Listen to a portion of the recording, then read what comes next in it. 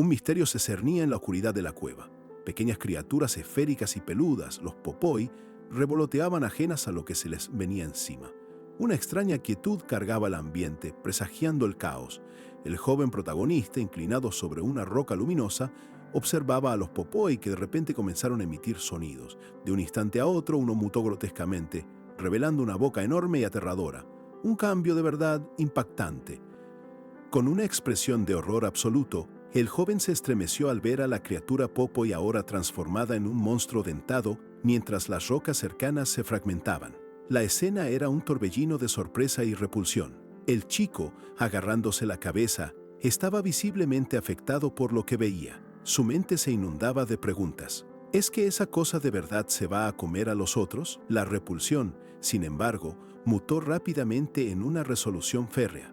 Debía escalar esa torre, cueste lo que cueste, como quien intenta domar a un dragón con una lata de atún. Con una determinación inquebrantable, juró que haría lo necesario para sobrevivir.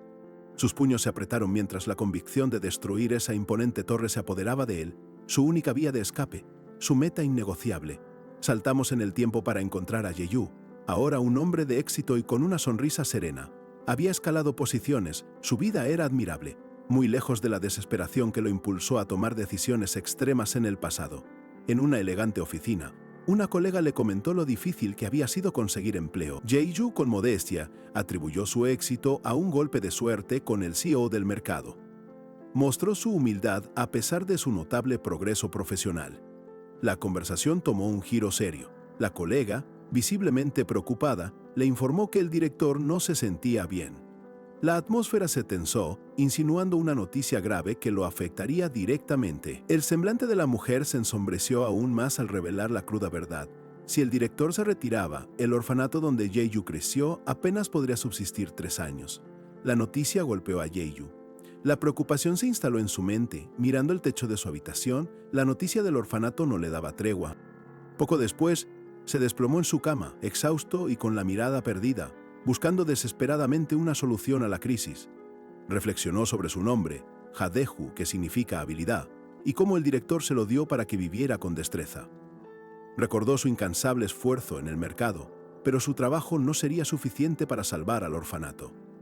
La cifra de 3 años para el orfanato resonaba sin parar en su cabeza. Tumbado en la cama, Hayu se preguntó si existiría alguna forma de hacerse rico en poco tiempo. Su búsqueda por una solución rápida y definitiva era evidente. Con el teléfono en mano, Hayu navegó por Tup. Sus búsquedas se centraron en el tema que dominaba la red, los despertados. Buscaba desesperadamente cualquier pista o camino que lo ayudara en su dilema financiero. Finalmente, y luego de mucho tiempo, Hayu apareció en un programa de televisión, ahora convertido en un despertado. Exitoso, cuando le preguntaron por el mayor cambio en su vida, respondió con una sonrisa irónica. Esto puede sonar arrogante, pero ¿dinero? Una verdad que, al fin y al cabo, no miente. Inmerso en su frenética búsqueda por la fortuna que salvaría al orfanato, Yayu descubrió el enigmático mundo de los despertados. Rápidamente comprendió que estos individuos, con sus poderes y la misteriosa torre surgida hace 7 años, eran la clave de la riqueza. La torre, un enigma en sí misma, elegía a personas al azar y las absorbía. Muy pocos regresaban de sus entrañas, y lo más extraño era el silencio absoluto que los rodeaba. Jamás decían una palabra sobre lo vivido dentro. A estos regresados se los conocía como los despertados, seres cuyos cuerpos albergaban maná, una energía que había revolucionado por completo la civilización. Su poder era tan vital que la ingeniería mágica dependía directamente de ellos, convirtiéndolos en activos increíblemente valiosos y codiciados por cualquier empresa de renombre. Yaeju no pudo evitar la envidia por esa fortuna tan fácil, pensando en cuánto bien haría al orfanato. De repente, su celular explotó en notificaciones. Kim Jae-yu ha entrado al piso 1. Kim Jae-yu ha despejado el piso 1. ¿Qué demonios estaba pasando? Las alertas se acumulaban sin cesar. Kim Jae-yu ha entrado al piso 13. Ha llegado a los 100 suscriptores. Ha recibido las recompensas. Su mente corría a 1000 por hora. ¿Qué clase de archivos eran esos? ¿Estaba su teléfono siendo hackeado? Un escalofrío le recorrió la espalda. Intentó borrar los mensajes, pensando que era un malware. Apagó el teléfono, pero de inmediato una voz familiar, su propia voz, lo hizo detenerse. «Estoy transmitiendo», murmuró. Los comentarios de los espectadores no se hicieron esperar. No había vuelta atrás. En la pantalla, alguien luchaba con una ferocidad inaudita y Haeju se quedó petrificado al darse cuenta. Era él. La cara, la voz, cada movimiento, todo era inconfundiblemente suyo. ¿Cómo era posible que no recordara nada de eso si era su propia imagen la que veía? Los videos continuaban mostrando escenas de combates feroces que él no recordaba haber librado. ¿Qué son estos videos?, se preguntó. De repente su mirada se clavó en la pantalla y se abrió con asombro. Una criatura pequeña y peluda, un Popoi, aparecía de nuevo. Un Popoi, la misma criatura de su pesadilla infantil. No podía creerlo. En el video, uno mutaba grotescamente, igual que en la cueva. La voz de la grabación mencionaba a los Popoi, y Haeju se dio cuenta. Había montones de videos narrando la cacería de esas criaturas. Esos videos no solo mostraban batallas épicas, sino también información crucial sobre las recompensas obtenidas, y lo más importante, la ruta exacta a seguir. Con un escalofrío que le erizó el vello, Haeju lo comprendió. Era un video de él mismo, de su yo del futuro, asaltando la torre y marcando el camino para que él lo siguiera. Los despertados jamás hablaban de la torre, manteniendo sus secretos celosamente guardados, pero ahora toda esa información estaba en sus manos. Era suya, y solo suya. Un tesoro invaluable. Solo debía esperar 2 años, hasta que el portal se abriera de nuevo. Haeju sabía que debía empezar su camino mucho mejor de lo que veía en los videos. Con determinación renovada, prometió estudiar cada clip, estrategia y movimiento, para asegurarse de limpiar la torre sin un solo fallo. El tiempo pasó. Haeju, ahora como cajero, se arrodillaba y rezaba una y otra vez al cielo y la tierra. Su única esperanza era que el portal se abriera, que la oportunidad que tanto anhelaba apareciera de una vez, que llegara ese día tan esperado. Renuncié a mi empleo, solo para esperar los portales, murmuró, recordando cómo había rechazado una promoción jugosa que cualquier otro habría aceptado sin pensarlo. Necesitaba dinero. Lo necesitaba con una desesperación que le quemaba por dentro. ¿Y si los videos eran un mero malentendido? No, imposible. La convicción en sus ojos era inquebrantable. Su destino, sellado.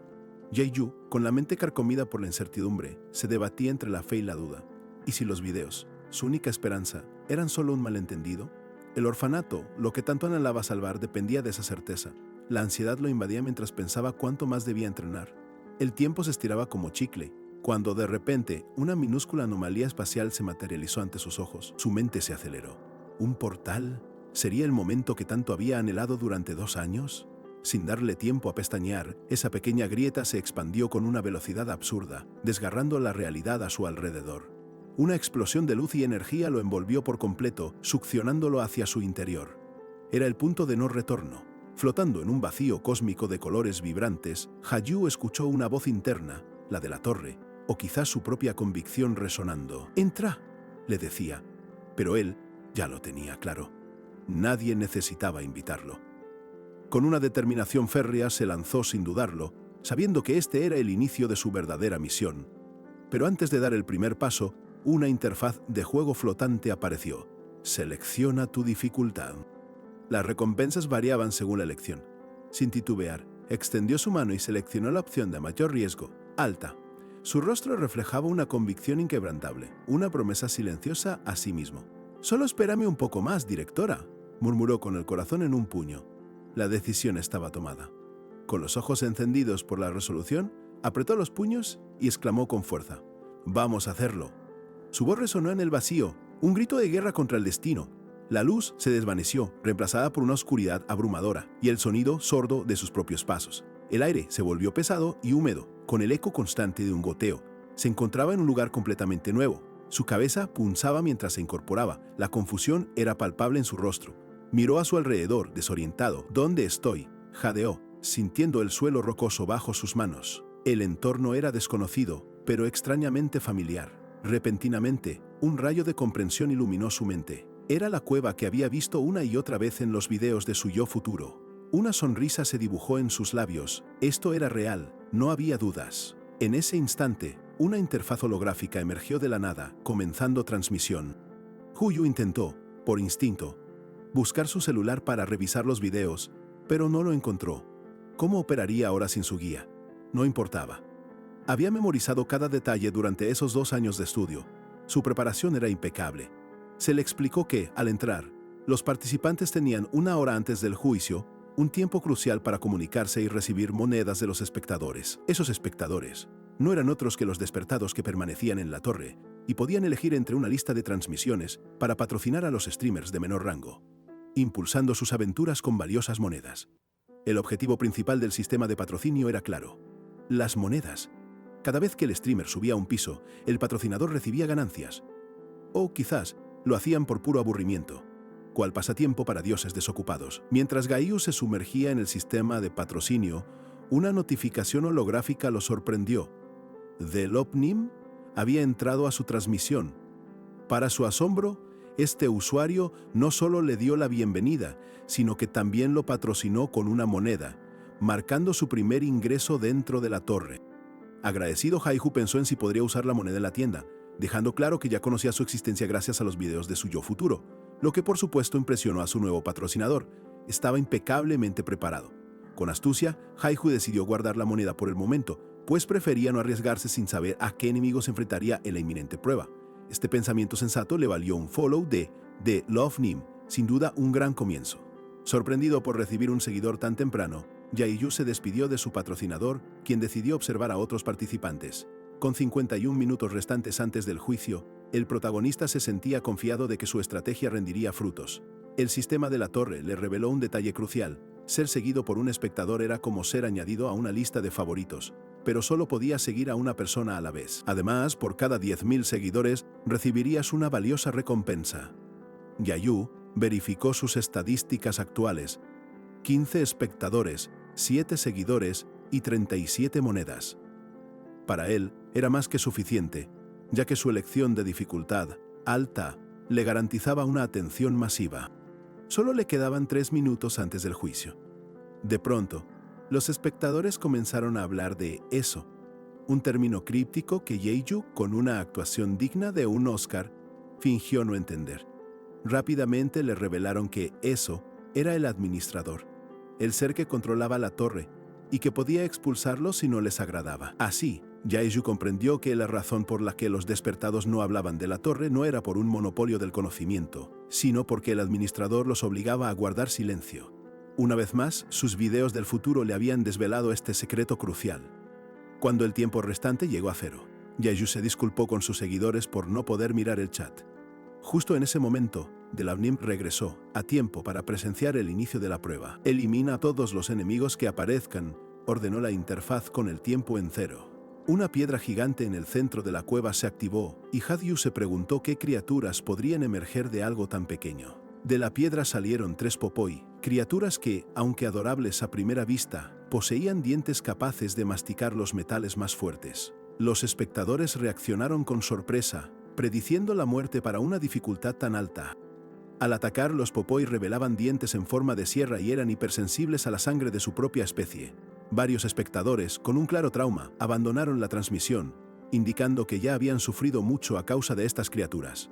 The Love Nim preguntó sobre la peligrosidad de los popoi y por qué había tantos en el primer piso. Luego se marchó de nuevo, mientras Haihu, perplejo, pensaba que 3 popoi eran una cantidad excesiva para una dificultad inicial. Pero mientras pensaba en la cantidad y en mantener un entorno de transmisión impecable para no perder espectadores, algo más extraño le llamó poderosamente la atención. ¿Por qué los popoi no reaccionaban a él? ¿Acaso no podían verlo? Yaeyu, aún perplejo por la aparente indiferencia de los popoi, pronto notó que sí lo percibían, aunque con una clara duda en sus pequeños ojos. Su mirada astuta le indicó que comprendía perfectamente la razón. Sabían que no podían ignorarlo, y su inacción era solo una pausa, un momento de indecisión antes de actuar. Agachándose lentamente, Yaeyu se acercó a las criaturas, intentando proyectar una imagen de aliado y no de amenaza. Mientras tanto, en el chat de su transmisión, los espectadores cuestionaban su cordura, pero para él, esta extraña estrategia era su única y mejor opción. La piedra central de la cueva seguía emanando luz, captando la atención de los popoi. En otra transmisión, un joven estudiante de Seúl se enfrentaba a estas criaturas, mostrando un combate más convencional, lleno de tensión y acción. Impresionados por la habilidad del otro streamer, los espectadores intentaron seguirlo, pero descubrieron que ya tenían a Yaeyu en favoritos.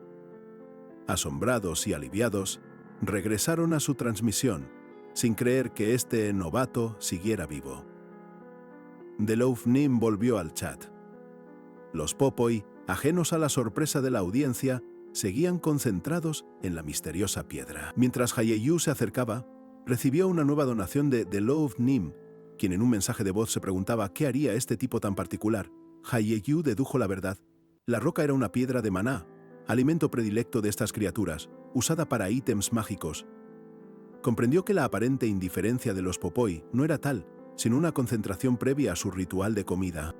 Sabía que los Popoi eran criaturas extremadamente cautelosas, especialmente con extraños cerca antes de su ritual. Siempre rodeaban su alimento para asegurarse de que nadie interfiriera. Pero esta vez, la situación era diferente.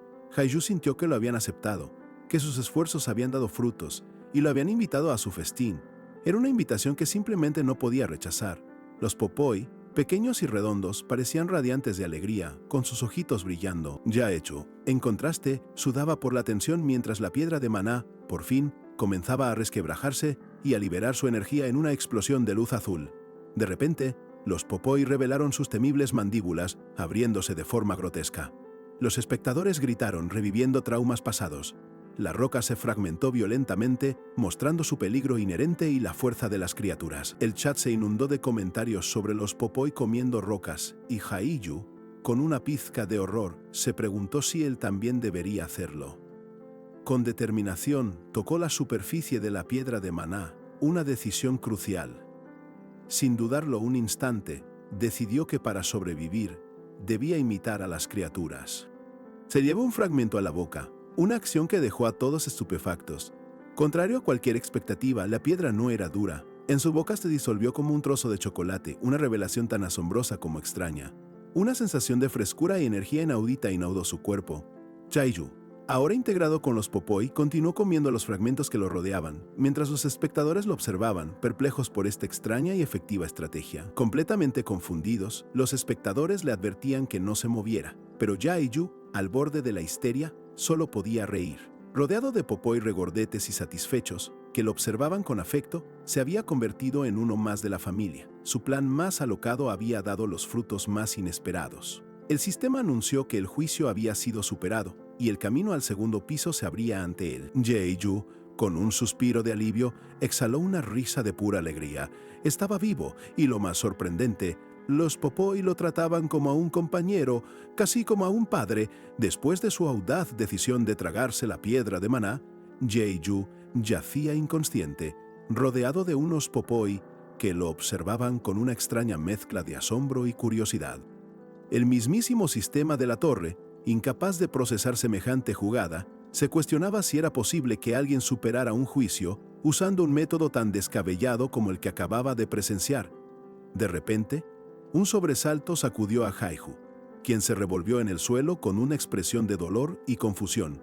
Los Popoi, que antes parecían indiferentes a todo lo que no fuera comida, ahora giraban sus pequeños cuerpos hacia él, con sus ojitos revelando una inesperada preocupación ante su estado. Con un esfuerzo notable, Hayeyu logró reincorporarse, su mente aún intentando procesar lo ocurrido. «Menoque», murmuró, sintiendo como el cansancio lo embargaba. Los Popoi lo observaban con atención, y él, sorprendido por su reacción, les preguntó si se habían preocupado por él. La respuesta de los Popoi fue un coro de exclamaciones alegres, un resonante «Popoi», que llenó la cueva mientras revoloteaban a su alrededor con una energía contagiosa. Hayeyu, al ver su júbilo, no pudo evitar que una sonrisa genuina iluminara su rostro. Con un gesto de profunda gratitud, Hayeyu extendió su mano para acariciar la cabeza de un Popoi, sintiendo una conexión inesperada. Mientras tanto, el chat de su transmisión explotaba en comentarios, con los espectadores asombrados por su supervivencia y el giro inesperado de los acontecimientos. Hayeyu miró su pantalla con incredulidad. El chat era un torbellino de mensajes que se movían a una velocidad vertiginosa, haciéndole difícil seguir el ritmo. ¿Cuánta gente hay ahí?, se preguntó, su sorpresa creciendo al ver el número de espectadores en tiempo real. «¡127 personas!», exclamó Hayeyu, su voz teñida de asombro al procesar la cantidad de ojos que lo observaban.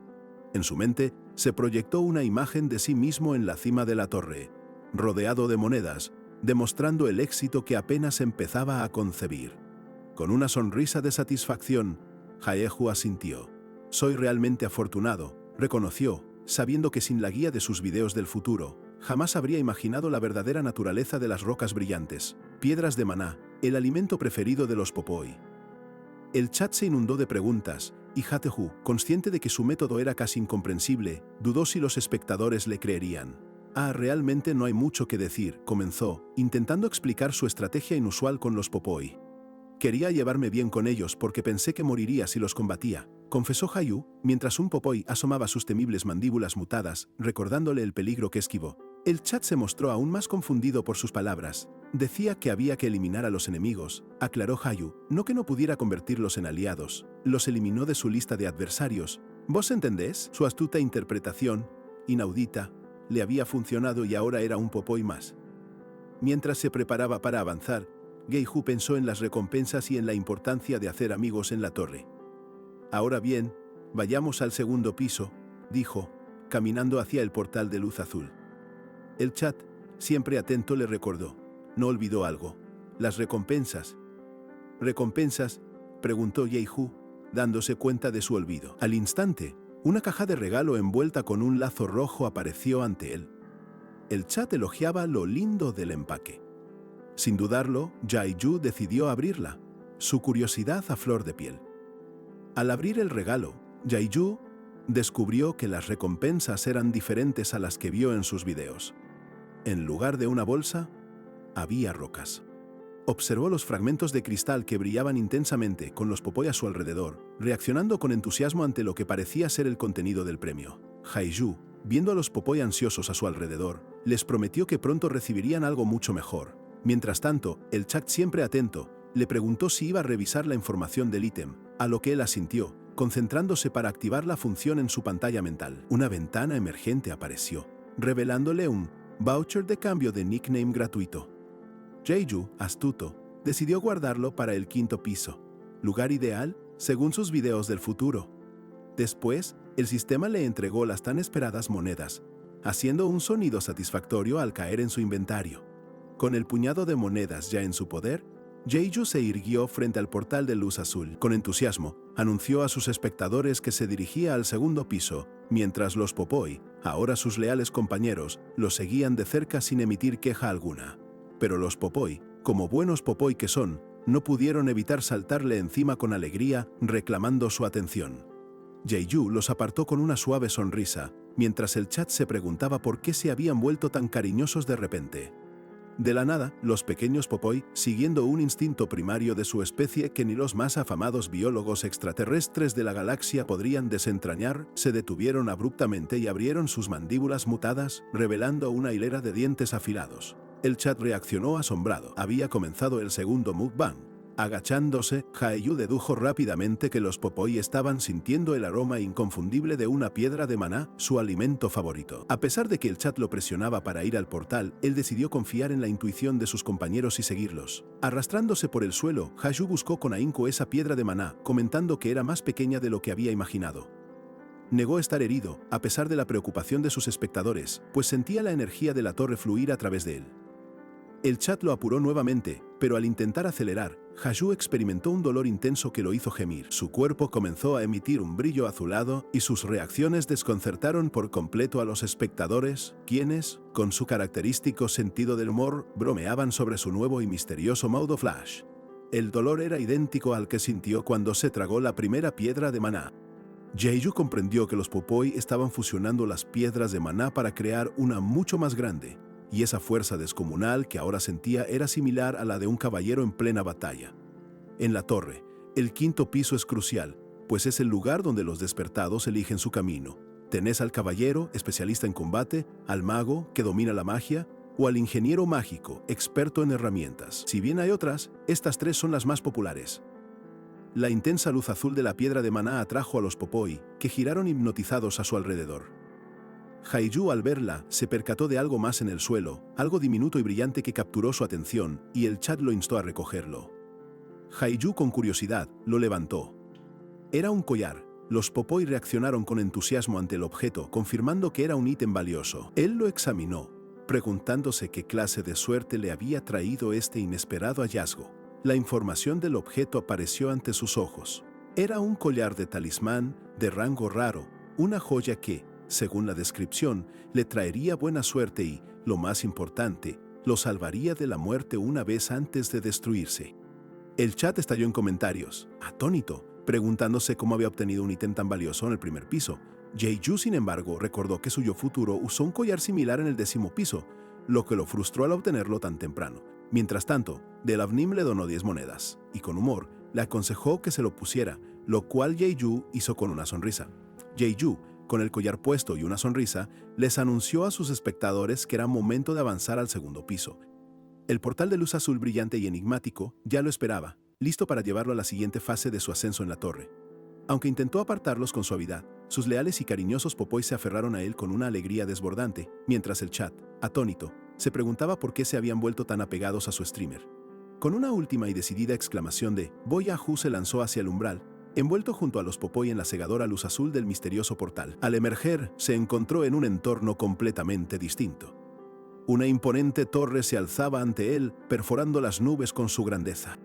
Una mezcla de asombro y una pizca de incertidumbre se dibujó en su rostro, mientras los popoy, ajenos a la magnitud del desafío, seguían a su lado. La energía de la torre vibraba en cada fibra de su ser, un recordatorio constante de su humilde origen en este mundo. Aún así, Jeju reafirmó su convicción. Todo esfuerzo valía la pena si te acercaba a tus sueños. Justo en ese instante, una notificación del sistema irrumpió en su campo de visión, anunciando el inminente inicio de la siguiente prueba. El mensaje era claro y conciso. Sobrevivir 30 minutos contra los monstruos que aparecerán.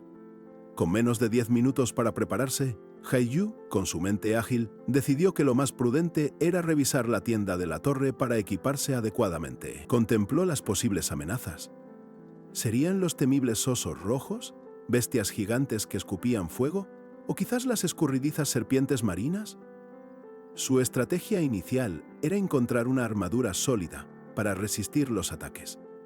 Pero de repente, un portal masivo se abrió ante él. Muchísimo más grande de lo que cualquiera hubiera esperado. Hateju lo comprendió al instante, el enemigo sería colosal, y la preocupación apareció en su mirada, pues el tamaño de esa brecha no cuadraba en absoluto con sus cálculos. Fue entonces que un pie gigantesco, escamoso y monstruosamente poderoso comenzó a emerger de la oscuridad del portal.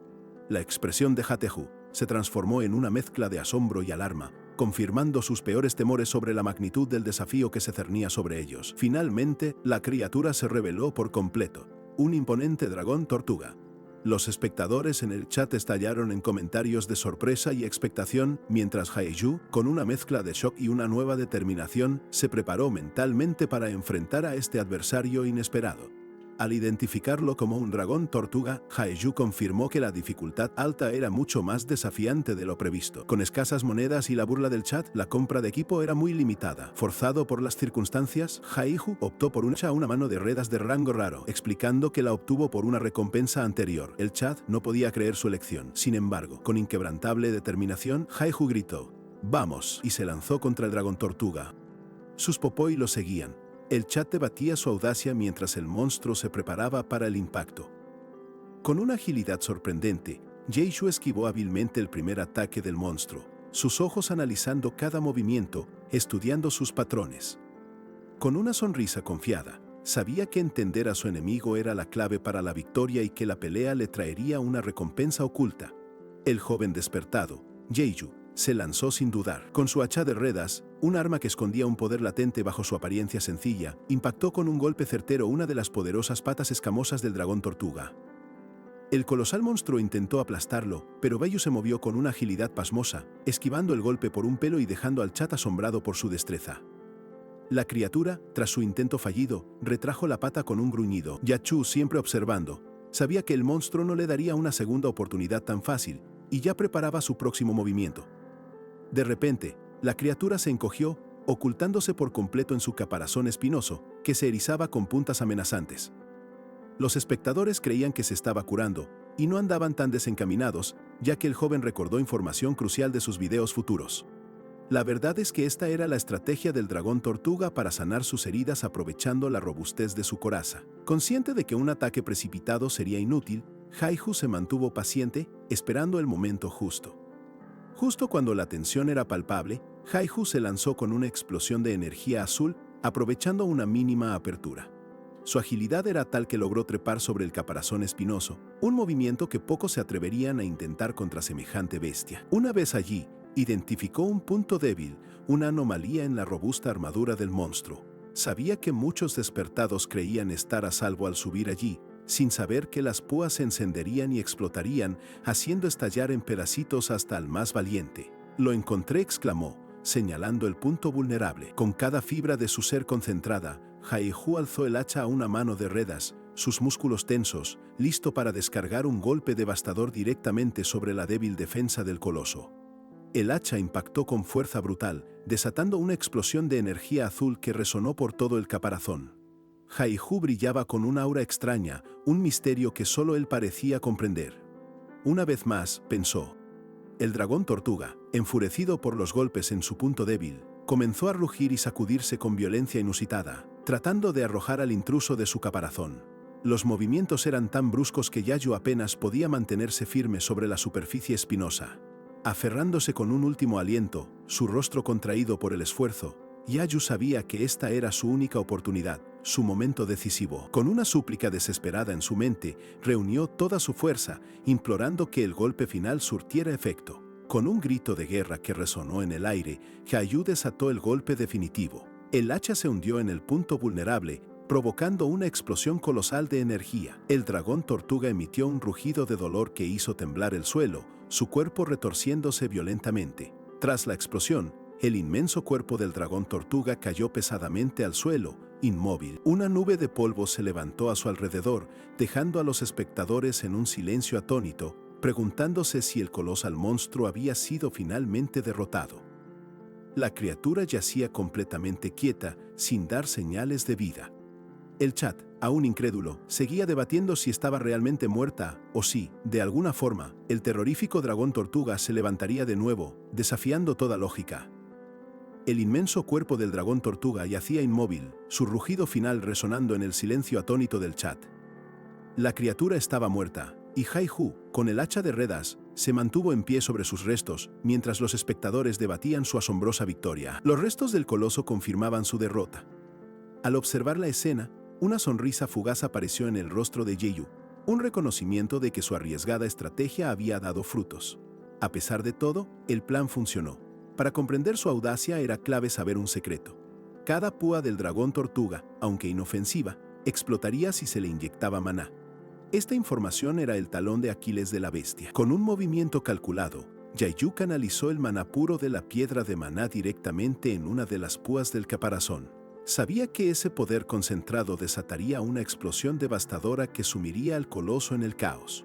Una detonación violenta sacudió el caparazón, y Yayu, por muy poco, logró esquivar la onda expansiva.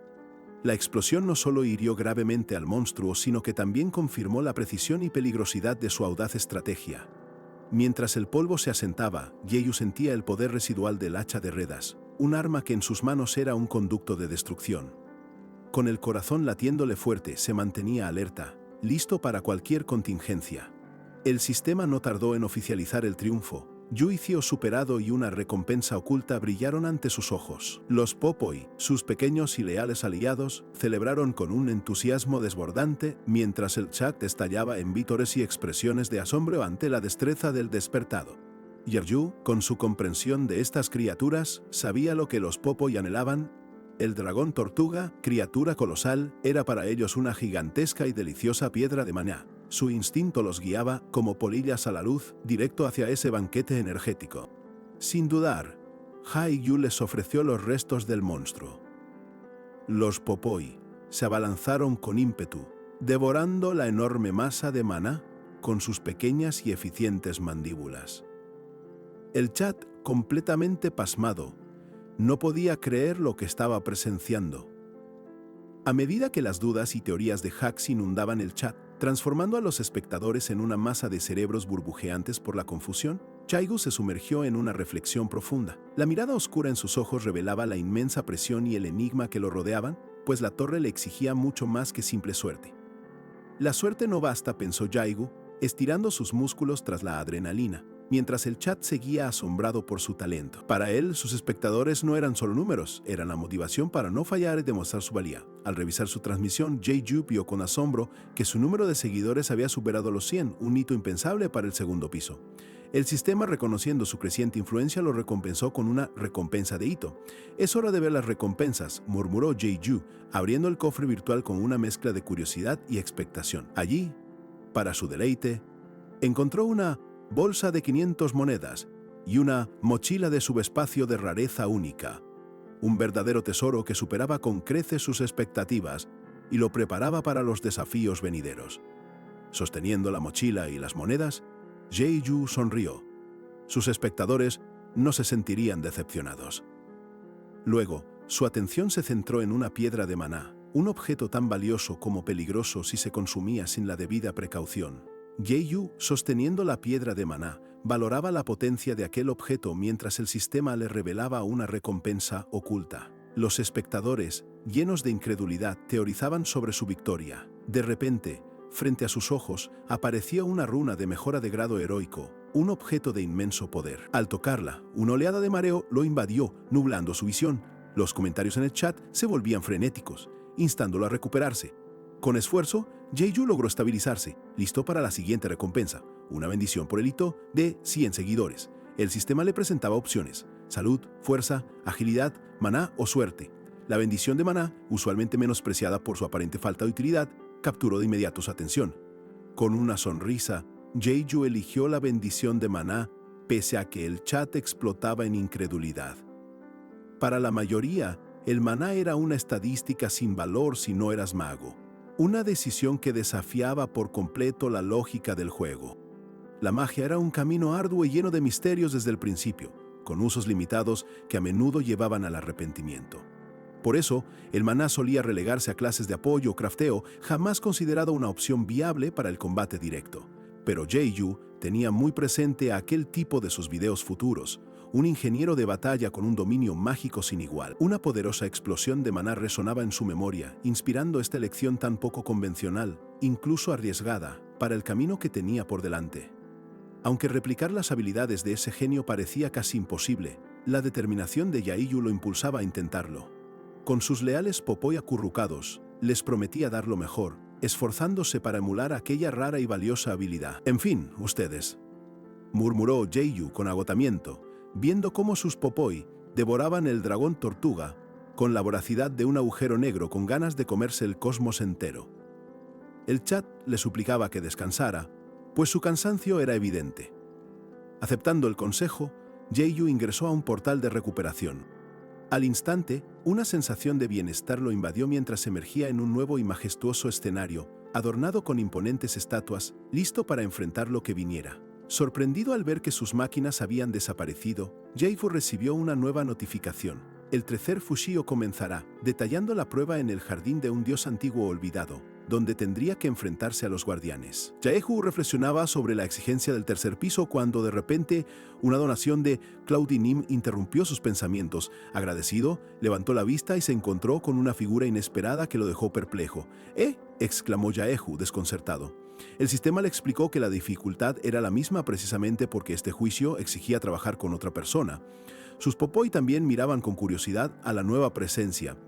¿Es por eso? La voz del recién llegado resonó, mientras Jae-Yu procesaba el significado. Hola, dijo el despertado con una sonrisa nerviosa, extendiendo la mano. Jae-Yu, aún asombrado, le devolvió el saludo, con sus popoi, observando atentamente. Después del apretón de manos que selló su inesperado encuentro, el otro despertado, con una sonrisa nerviosa, rompió el hielo preguntándole a Jae-Yu si era, efectivamente, el famoso streamer. Al confirmarlo, Jae-Yu le devolvió la pregunta, queriendo saber si la estaba pasando mal. Inmediatamente, el otro se disculpó, explicando su torpeza y lo inusual que resultaba encontrar a alguien más en la torre. Con franqueza, admitió su inexperiencia, mientras el chat no tardaba en reaccionar, riéndose de su nerviosismo y tildándolo de novato. Con una actitud algo más distendida, el recién llegado se presentó como Ayeon-Sok, invitando a Seiyu a hacer lo mismo. El protagonista, con sus popoi acurrucados, reveló su nombre, Kim Jae-Yu. La reacción de Ayeon-Sok fue divertida. riéndose de lo único que le parecía su nombre. El interés de Hyeon-sok viró rápidamente hacia las adorables criaturas que acompañaban a Jeju, los Popoi. Al confirmar su identidad, Jeju le preguntó si había sido la audiencia la que le había dado esa información, mientras los pequeños Popoi sonreían con picardía. Sí, sus espectadores se habían vuelto locos con los Popoi, asintió Hyeon-sok. Jeju, encogiéndose de hombros, explicó que, de alguna manera, las cosas simplemente habían terminado así desde el primer piso. Mientras el chat se burlaba, Hyeon-sok lo observó con una seriedad repentina. Justo entonces, la conversación se interrumpió de golpe. Con una velocidad que dejaba boquiabierto, Hyeon-sok tiró de Jeju, esquivando un ataque colosal. Una figura gigantesca, una estatua de guardián, emergió de la nada. «Hablemos después», exclamó Hwaiyu, ya listo para el combate. Un puño masivo se estrelló contra el suelo, estremeciendo el lugar con una fuerza devastadora. Al mismo tiempo, el temporizador digital que anunciaba el inicio del juicio alcanzó el 0, activando oficialmente el reto del tercer piso. Con urgencia, Hyeon-sok comenzó a explicar la mecánica del juicio. En este tercer piso, la dificultad no solo dictaba la cantidad de estatuas guardianas, sino también el tiempo de su debilidad. En dificultad baja, era solo una. En dificultad media, aparecían 2. Pero la dificultad alta, continuó Hyeon-sok, también implicaba 2 estatuas, aunque con una trampa mortal. Si no lograbas derrotar a una con celeridad, la otra comenzaría a revivir, convirtiendo el desafío en una carrera desesperada contra el tiempo. Las estatuas, ahora activas, lanzaron su primer ataque con una ferocidad inaudita. Una de ellas arremetió con un escudo que irradiaba un brillo intenso, mientras la otra ejecutaba un poderoso golpe descendente que partía el aire, exhibiendo su letalidad. La embestida fue tan brutal que Hyeon-sok salió disparado por los aires, aturdido por la inmensa fuerza del impacto. Los espectadores, al ver la magnitud del ataque, inundaron el chat con preguntas, preocupados por si Jeju había logrado sobrevivir. Mientras Hyeon-seok intentaba recuperarse, Jeju esquivaba con agilidad los golpes de las estatuas. Un Popoi, atrapado momentáneamente en el caos, fue lanzado por el aire, mientras la otra estatua continuaba su implacable asalto, haciendo temblar el terreno. Recuperado del golpe, el pánico se reflejó en el rostro de Hyeon-seok, quien gritó desesperadamente el nombre de Jaisu, viendo cómo una de las colosales estatuas se preparaba para asestar un golpe demoledor que ya hacía crujir el mismo suelo. Sin el más mínimo rastro de duda, Jaisu respondió al inminente peligro. Envuelto en una aura de maná brillante, se lanzó al ataque contra una de las estatuas, y sorprendentemente, sus Popoi también resplandecían con una energía similar. El chat, asombrado, no paraba de comentar lo increíblemente poderoso que se veía. Con una velocidad fulgurante, Jeju impactó contra la colosal estatua guardiana, demostrando que potenciar su maná no era un capricho, sino la estrategia definitiva. El golpe dejó a la estatua, segundos antes impenetrable, con claros signos de daño. Hyeon-sok, recuperando el aliento, reconoció la decisión de Jeju como la correcta, pues no había tiempo que perder, la trampa de la torre ya estaba activa. Con golpes precisos y contundentes, Jeju asaltaba sin cesar a la estatua, concentrando su maná en cada impacto. El chat estallaba con comentarios sobre la efectividad y la rapidez de sus movimientos. Una vez más, resonó en su mente mientras cargaba su puño con una energía deslumbrante.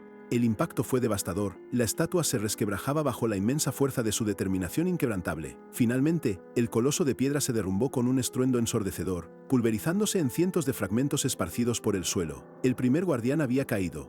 Jeju se acercó a los restos del guardián, con sus Popoi asomándose con curiosidad. Desde la distancia, Hyeon-seok, visiblemente asombrado por la proeza, apenas pudo balbucear su nombre. Mientras el chat celebraba y Hyeon-seok, aún en shock, se preguntaba quién era realmente Yeoyu, la conversación se vio bruscamente interrumpida. Un ominoso brillo rojo emanó del centro de la estatua destrozada, anunciando un nuevo e inesperado peligro. «¡Agáchate!», gritó Yeoyu con urgencia, sus Popoi visiblemente alarmados. Hyeon-seok, desconcertado por el cambio repentino de la situación, solo pudo emitir un confuso sin comprender la inminente amenaza. La urgencia. Con la agilidad de un gato esquivando un chorro de agua, Jeju jaló a Hyeon-seok justo a tiempo. «Te dije que te agacharas», exclamó, mientras una misteriosa fuerza los rozaba. Una devastadora ráfaga de energía dorada, proveniente del núcleo rojo de la estatua supuestamente destruida, se estrelló con furia contra el lugar donde ambos estaban hacía un segundo, dejando un cráter humeante. El ataque había sido letal. A salvo por los pelos, Jeju cubrió a Hyeon-seok, mientras la segunda estatua, todavía intacta, se preparaba para su propio asalto. El chat volvía a preocuparse, pero Yayu se mantenía firme. La estatua destruida no estaba muerta, solo inmovilizada, y ahora podía lanzar ataques a distancia. Así que derribarlas no es el final, pensó Haeyu con una mirada oscura, comprendiendo la verdadera naturaleza del desafío. Era hora de acabar con ellas. Impulsado por el maná que lo envolvía, Haeyu se lanzó de nuevo al combate, sus popó hiriendo a su lado. El chat, completamente asombrado, no podía creer la potencia que irradiaba. Impulsado por el maná que lo envolvía, Yayu se lanzó de nuevo al combate, sus popoi brillando a su lado. El chat, completamente asombrado, no podía creer la potencia que irradiaba. La estatua destruida no estaba muerta, solo inmovilizada, y ahora podía lanzar ataques a distancia. Así que derribarlas no es el final, pensó Yayu con una mirada oscura, comprendiendo la verdadera naturaleza del desafío. Era hora de acabar con ellas. A salvo por los pelos, Yayu cubrió a Hyun-seok mientras la segunda estatua, todavía intacta, se preparaba para su propio salto. El chat volvía a preocuparse, pero Yayu se mantenía firme.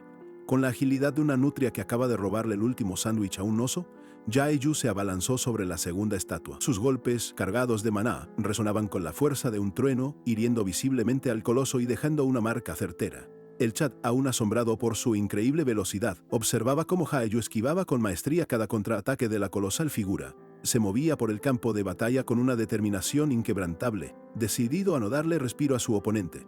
Una vez más, el maná se concentró, la energía azul brillante arremolinándose alrededor de su puño. Yayu se preparaba para el siguiente impacto, sabiendo que en este juicio no había lugar para la duda. Debía ser rápido y contundente. Con un estallido de velocidad se lanzó nuevamente contra el gigante de piedra.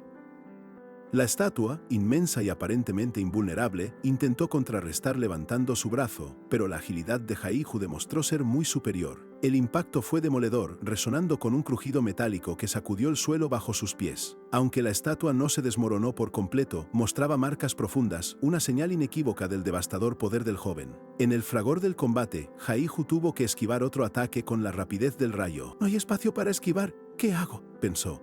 La adrenalina corriendo a mil por sus venas. No había tiempo para dudar. Cada segundo era vital para su supervivencia y la de Hyun-seok. La urgencia lo invadía. Tenía que acabar con la estatua antes de que la primera reviviera o volviera a lanzar un ataque a distancia. Con esa determinación clara, su aura de maná se intensificó notablemente, prometiendo un golpe final ineludible. El impacto fue monumental. Con un rugido de energía, Yayu lanzó su puño, cargado de maná, destrozando la segunda estatua en miles de fragmentos. Una nube de polvo se levantó, marcando el fin de la amenaza más directa. Mientras los restos de la estatua se esparcían, los pequeños popoi se asomaban, curiosos y expectantes, confirmando la rotunda victoria de su compañero. Ambas colosales guardianas yacían ahora inmovilizadas, reducidas a escombros sobre el suelo. De repente, un mensaje del sistema apareció, inundando su visión con el anuncio. El juicio había sido completado. De inmediato, una lluvia de donaciones y mensajes eufóricos de sus patrocinadores llenaron por completo. Hyun-seok, asombrado por la proeza, se acercó a Yayu. «¿Tardamos demasiado?», preguntó confundido. «¿Y por qué no aparece el portal de salida?». Su inexperiencia era palpable, mientras Yayu pensaba que no necesitaba fingir su fuerza. Cuando Hyun-seok intentó entablar conversación, Yayu lo interrumpió con decisión. Le explicó que quería avanzar rápidamente al siguiente piso y que ya habría otra oportunidad para hablar más adelante, demostrando su enfoque implacable. Con una prisa palpable, Yayu se dirigió hacia la entrada del siguiente nivel. Una vez allí, un pergamino misterioso se materializó justo delante de él, el cual recogió con una curiosidad inusual y una expresión de total seriedad en su rostro. El pergamino reveló entonces la oscura historia del Imperio Astiroat. Narraba cómo su gente y sus soldados caídos esperaban únicamente la destrucción, y mencionaba la trágica ejecución de un joven general por atreverse a desobedecer al emperador. Un cruel precedente. El pergamino continuaba desvelando los sombríos secretos del Imperio Astiroat.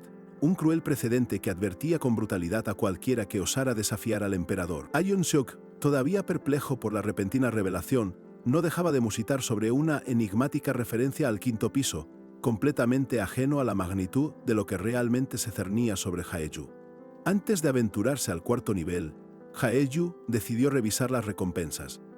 El chat, con su pesimismo habitual, pronosticaba que serían miserables, y, al abrir la caja, la primera impresión de Haeyu pareció confirmar esos temores, revelando lo que a simple vista parecía una simple bolsa de monedas. Sin embargo, para sorpresa de todos, esa simple bolsa escondía nada menos que 5.000 monedas, una cifra asombrosa para un tercer piso. Una sonrisa genuina se dibujó en el rostro de Hayu, mientras el chat, atónito, explotaba en comentarios de asombro y envidia por la jugosa recompensa obtenida. Mientras el chat se preguntaba por su repentino silencio, Jeju procesaba la inesperada ganancia. La euforia fue efímera. De repente, su atención se desvió por completo hacia sus leales Popoi, que de la nada empezaron a comportarse de forma extraña, luciendo visiblemente enfermos.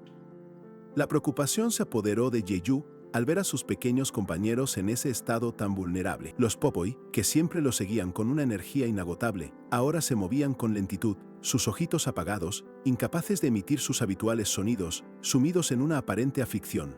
¿Están enfermos?, se preguntó Hayu con angustia, notando cómo uno de ellos incluso sangraba por la boca. Se sentó a su lado, buscando una respuesta, mientras el chat de patrocinadores, perplejo, especulaba sobre qué les pasaba a esas adorables criaturas. Él pensó si tal vez tendrían hambre, aunque recordaba perfectamente cómo habían devorado los restos del dragón tortuga en el piso anterior. Con esa duda persistente, Gai-Gyu empezó a revisar su mochila, buscando algo que pudiera aliviar el malestar de sus pequeños aliados, ansioso por encontrar una solución. Le ofreció una piedra de maná, la misma que siempre los animaba, pero los Popoi apenas reaccionaron. Jeju suspiró, frustrado, al darse cuenta de que el problema no era tan simple. Su semblante reflejaba una profunda preocupación por sus compañeros. Justo en ese momento, como caído del cielo cual lluvia de bendiciones de un dios del multiverso, The Love Nim hizo una donación con un mensaje directo. Intenta ir al 5º piso primero. Jeju se sorprendió, pero luego, con la chispa de un genio que acaba de recordar la fórmula del universo, cayó en la cuenta. Había alguien en el 5º piso que podría ayudar a los Popoi. Con esta nueva y urgente meta en mente, Jeju tomó a los Popoi en brazos, decidiendo que, aunque el objetivo final fuera el 5º piso, primero iría al 4º. Mientras avanzaba, Agent Sok lo llamaba a gritos, intentando detenerlo, su voz resonando y su rostro denotando confusión. Jae-ya, con su habitual seriedad, le explicó a Agent Sok que tenía una emergencia y no podía detenerse. El novato, aunque incómodo, insistió en que sabía que era un fastidio, pero aún así quería decir algo importante, buscando la atención de su salvador. Finalmente, Ha-Jin Sok se inclinó profundamente, agradeciendo a Jia-Yok por haberlo salvado y por permitirle salir ileso del juicio. Su voz, llena de sinceridad, expresó la gratitud que sentía por la ayuda inesperada en un momento crítico y peligroso. Jeju asintió brevemente, un gesto que denotaba su habitual frialdad, y se dio la vuelta, retomando su camino. Ha-Jin Sok, con una expresión de querer añadir algo más, solo pudo soltar un sí, aceptando la prisa y la determinación inquebrantable de su compañero. Así, Jeju se dirigió hacia el portal que lo llevaría al siguiente nivel, sin mirar atrás. Ha-Jin Sok se quedó observándolo, con la esperanza de que sus caminos se volvieran a cruzar. «Nos encontraremos de nuevo con vida», pensó, mientras Jeju desaparecía, listo para el siguiente desafío de la torre. Jeju, con los pequeños Popoi aún en brazos y visiblemente enfermos, avanzó sin dudar hacia el 4º piso. Al llegar, el sistema de la torre anunció un nuevo juicio. Era necesario romper un sello y abrir un portal, todo con un tiempo limitado para completarlo. Mientras recorría el recién estrenado nivel, el sistema le advirtió que el desafío de este piso implicaba nada menos que 100 cristales. Su mente, ya habituada a las particularidades de la torre, empezó a descifrar la lógica detrás de los complejos símbolos que aparecían. Antes de sumergirse de lleno en la prueba, Jeju hizo una rápida parada en la tienda del 4º piso. A pesar de la variada oferta, nada capturó su interés para gastar las 5.000 monedas que acababa de obtener. La urgencia por la salud de los Popoi lo empujó de nuevo al desafío. Se acercó a la pared y al tocar un cristal, este cambió de color. Jeju entendió la mecánica. Debía usar las letras inscritas y ordenarlas en la secuencia de colores correcta. Sin embargo, la frustración no tardó en aparecer. Cada símbolo tenía un orden de colores distinto, y para colmo, las letras y combinaciones eran completamente nuevas, lo que convirtió la prueba en un rompecabezas mental que desquiciaría a cualquier mero mortal. Decidido a simplificar lo incomprensible, Jeju estableció su propio método, asignando números a las letras para facilitar la memorización de las secuencias. Para añadir una capa extra de complejidad, como si no fuera suficiente, lo más molesto era que, al tocar un cristal, otros también cambiaban de color, aumentando exponencialmente la dificultad del juicio. Pero Jeju, lejos de inmutarse, empezó a presionar los cristales con una velocidad asombrosa, como si sus dedos fueran arañas furiosas tejiendo una red de colores sobre la pared. La complejidad del desafío, en lugar de frenarlo, solo sirvió para desatar su ingenio. Increíblemente, su técnica funcionó a la perfección. Una fila completa de cristales se iluminó, confirmando su éxito rotundo. Los patrocinadores, atónitos, no podían creer lo que veían, mientras Haiyu se preparaba para la siguiente secuencia. Con una concentración inquebrantable, continuó su frenética danza de dedos sobre los cristales. El tiempo transcurría implacable, pero su velocidad no disminuía, acercándolo cada vez más a la culminación de este complicado juicio. Al presionar el último cristal, una voz metálica anunció que el juicio había sido superado. Inmediatamente, un portal brillante se abrió, revelando el camino al quinto piso. Jae-yu, una sutil sonrisa de suficiencia en los labios, comentó para sí que solo había memorizado la secuencia en su habitación. Mientras los patrocinadores lo felicitaban, Jae-yu recibió las recompensas del cuarto piso, una bolsa con 5.000 monedas y un valioso libro de habilidades. Su facilidad para conseguir semejantes ganancias sorprendía a todos, pero a él mismo ya ni siquiera le movía un pelo. A pesar de la victoria, la preocupación de Haiyu se fijaba en los Popoi, que seguían visiblemente enfermos. Su prioridad era llevarlos al quinto piso, donde Delobnim había sugerido que encontraría la ayuda necesaria para curarlos. Con la determinación de salvar a sus pequeños compañeros, Haiyu atravesó el portal al quinto piso. El sistema lo advirtió, los espectadores no podían transferirse, y el tiempo en el mundo Astriot sería diferente al real. Una semana aquí equivaldría a un parpadeo allá. Y la revelación más impactante llegó a continuación. Para superar el juicio del quinto piso solo había dos caminos posibles. O alcanzaban el final elegido o, la opción más sombría, mataban a otro usuario. Una mancha de sangre que se extendió por la pantalla presagiaba la brutalidad inminente del próximo desafío. Al atravesar el portal, Jae-yu llegó al quinto piso. La torre lo sumió en una escena diferente. Un majestuoso palacio de torres puntiagudas y tejados azules bajo un cielo brillante. Un pie calzado se posó, iniciando una nueva secuencia. La visión te sumerge en una habitación ricamente decorada, donde un joven de cabello rojizo, que al principio estaba sentado con cierta tensión, se levantó con ligereza, ocultando la carga de sus pensamientos, y se acercó a un antiguo escritorio. Allí, un diario revelaba su dolorosa infancia, un 10º cumpleaños sin el animal mágico deseado, solo una bofetada y la fría mirada de su hermano mayor. El joven se encogía. Había creado un compartimento secreto bajo el piso de su cuarto, un refugio para anhelos ocultos, pagando oro a un cómplice por los animales que tanto anhelaba. Con una punzada en el corazón, Kaoli Dutoprox, el segundo emperador del imperio Astir-Wat, reflexionaba sobre el triste destino de su amado animal mágico. Fue descubierto por el propio emperador y por su mano condenado a las llamas, un evento que grabó a fuego el sombrío futuro que le esperaba. De repente, la escena cambió. Jae-yu sostenía un libro y una ventana del sistema se materializó, revelando la misión del quinto piso. Alcanza el final elegido. Copió a Kaoli Dutoprox. Su tarea era ser emperador, pero sin usar la fuerza. Tiempo restante, 6 días y 16 horas.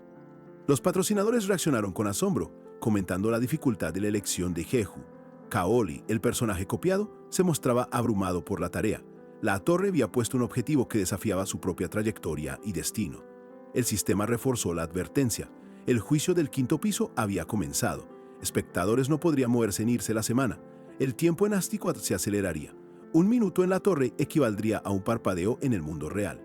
La voz del sistema resonó, desvelando la brutalidad del juicio. Alcanza el final elegido o mata al otro usuario. La advertencia se clavó. Si el otro usuario llega al final primero, sentirás la aniquilación de este mundo con todo tu cuerpo. Yagu observaba, asombrado por la crudeza, mientras los patrocinadores clamaban por más claridad. Yagu, con la mirada fija en el chat, exigió el cese de las peleas entre patrocinadores, amenazando con expulsarlos. La torre le presentó entonces una nueva opción: elegí el poder que querés. Esta decisión era crucial para su supervivencia en este nivel. La explicación del sistema se desplegó. Su elección determinaría qué figura importante del imperio Astiroth copiaría. Habilidades mágicas se asignaban a los magos principales, la ingeniería mágica a los ingenieros de platino. También se ofrecían poderes físicos, asignados a los guardias del imperio, y clases de no combatientes o caminos de asesinos. Sin embargo, estas últimas opciones eran muy inferiores a las 3 principales, por lo que pocos usuarios las elegían. Jaegu, con un claro objetivo, declaró: obviamente, elegiré la ingeniería mágica. Los patrocinadores reaccionaron, algunos apoyando, otros sugiriendo. Cuando Ye-Yu intentó confirmar, el sistema lo sobresaltó.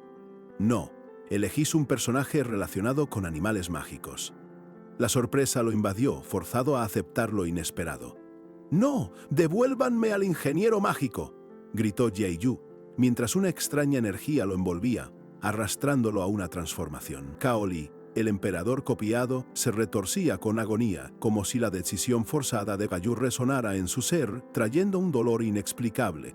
La mente de Kaoli reflexionó sobre los caminos del juicio, si simple, ingeniería mágica e invención eran ideales, si arduo, eliminar al competidor era la vía lógica.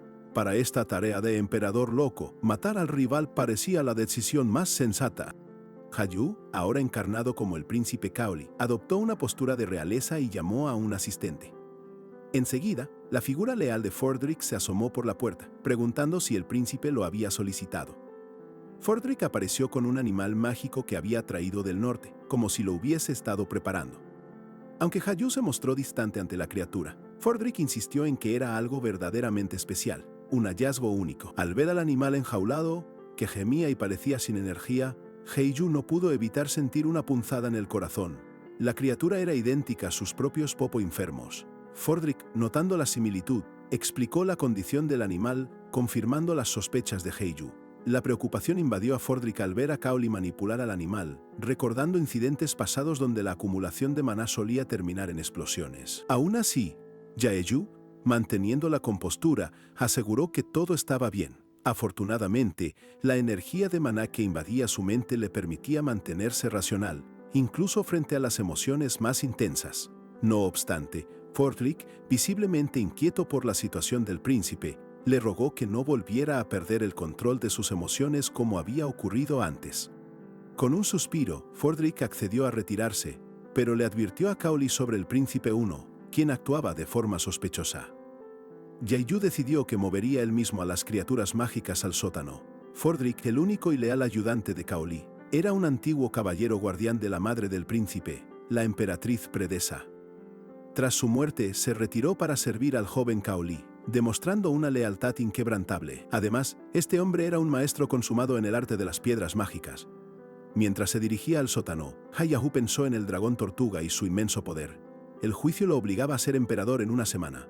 Consideró que eliminar al competidor le daría recompensas superiores. Tomó un libro.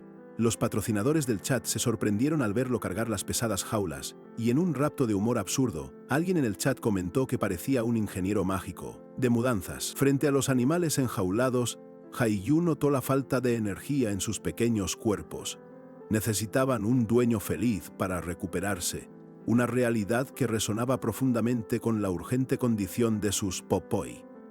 Mirando a las criaturas, se disculpó por no poder salvarlas a todas, una situación que tristemente también vivía con sus popoi. Abrió entonces la tienda del sistema, pensando en comprar un libro de habilidades que pudiera ayudar a estos animales. Ye-Yu adquirió un libro de habilidad básica de magia animal nivel 1. Le pareció barato y sabiendo que el contenido se transferiría directamente a su mente, pensó que sería muy sencillo. Solo le quedaba un lugar al que ir. Mientras su competidor probablemente elegía ser caballero o mago, Ye-Yu se mantuvo firme, enfocado en las recompensas finales. Su objetivo era limitar las acciones de su rival para asegurar su camino hacia la victoria. En otro lugar, ajeno a todos los planes de Ye-Yu, el otro usuario empuñaba su espada con una destreza impresionante, atrapando a un enemigo en una red y demostrando así una habilidad de combate formidable. Mientras Ye-Yu, nuestro protagonista, se preparaba para su próximo movimiento en otra sección de la torre, el otro usuario, el príncipe Enido, llamado Seon Jae, entrenaba sin cesar. Acababa de usar varios libros de habilidades, sintiendo un poder abrumador, como si hubiera entrenado por décadas. Su nivel de habilidad escalaba a pasos agigantados con cada movimiento, una suerte que atribuía a haber elegido la dificultad alta desde el primer piso, lo que le reportó cuantiosas donaciones. En el segundo, sus habilidades de Kendo le permitieron superar sin problemas a los monstruos. El príncipe, Seon Jae, venció a las criaturas con facilidad. En el tercer piso, usó a otro participante como escudo humano para avanzar. Temió el abandono, pero obtuvo más donaciones por su persistencia. A pesar de apenas superar el cuarto piso con 30 minutos de sobra, su camino fue implacable. De repente, un nuevo cliente apareció. Los patrocinadores en el chat reconocieron al recién llegado. ¿Es el Príncipe 2, Kaoli? Así, Seon-jae y el Príncipe 1 se encontró de frente con Kaoli en un encuentro que prometía alterar por completo el desarrollo de su desafío en la torre. Un patrocinador, con tono juguetón, le sugirió a Seon-jae que se arrodillara. Sin vacilar, el Príncipe 1 obedeció, aunque dudó si era la posición correcta que había leído en el diario de Kaoli.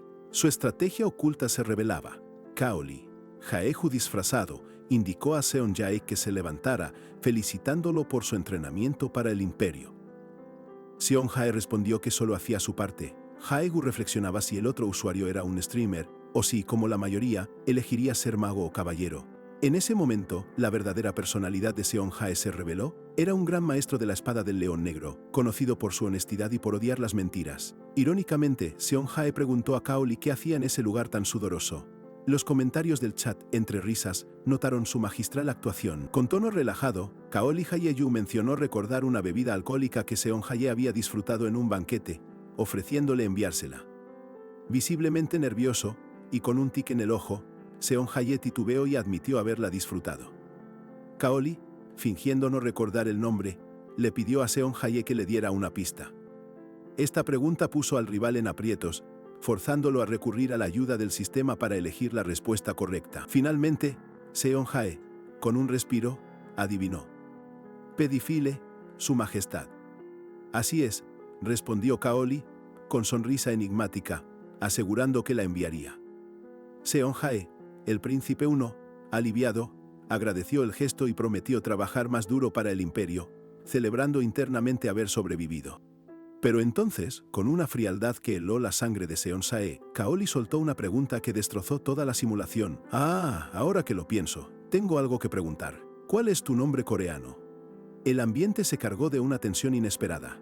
Este tipo está psicótico, pensó Saeju, mientras Kaoli, con mirada penetrante, preguntó a Seon-jae, ¿quién sos vos?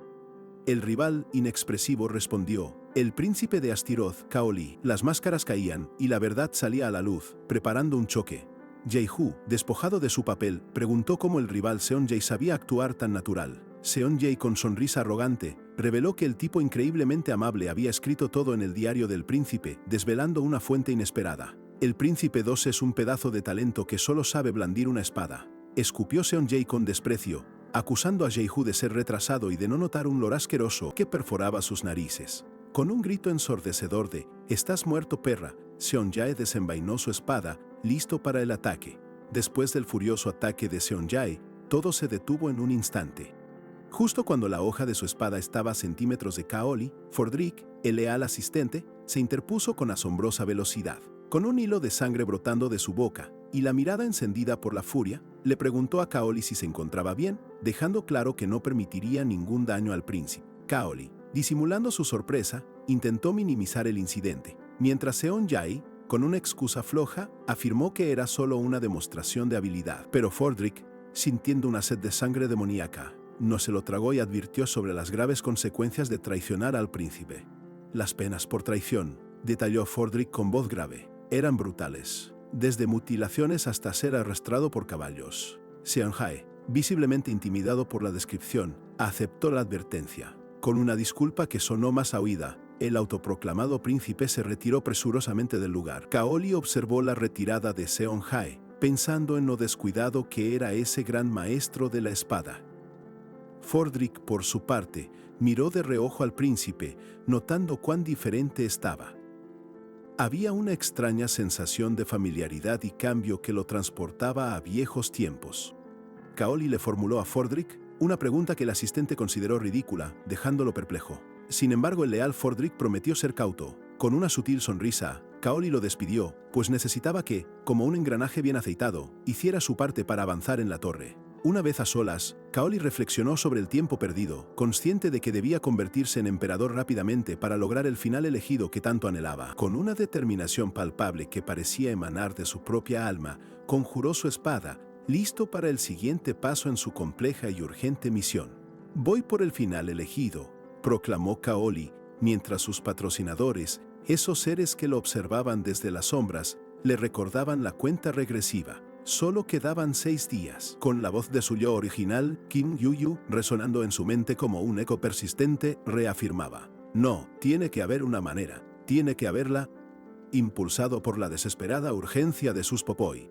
Mientras tanto, en otra parte del palacio, Ha-Yu-yu, ahora plenamente inmerso en su nueva identidad de Kaoli, recibía documentos cruciales de un erudito.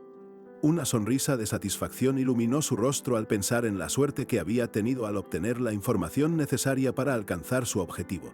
Por otro lado, Seon-jae hervía de frustración, incapaz de entender por qué Jae-ho lo había dejado ir. Los patrocinadores, siempre presentes, discutían la situación y Seon-jae, con una nueva y obstinada determinación, decidió dirigirse a la oficina administrativa para averiguar todo sobre el príncipe número 2. Una vez en la oficina, obtuvo un pergamino con detalles impactantes. Una misión imperial para investigar el ecosistema de animales mágicos y la circunstancia especial de que todos los popoi habían enfermado a causa de la contaminación ambiental. Los patrocinadores, al leer esto, reconocieron de inmediato la conexión con Jae-yu. Confirmaron que se trataba de Kim Jae-yu, asombrados por cómo sus popoi seguían vivos a pesar de todo. Seon-jae preguntó si su identidad era relevante, y le insistieron que sí, dirigiéndolo sin dudar hacia las afueras de las puertas, donde le esperaba una capilla, siguiendo el rastro.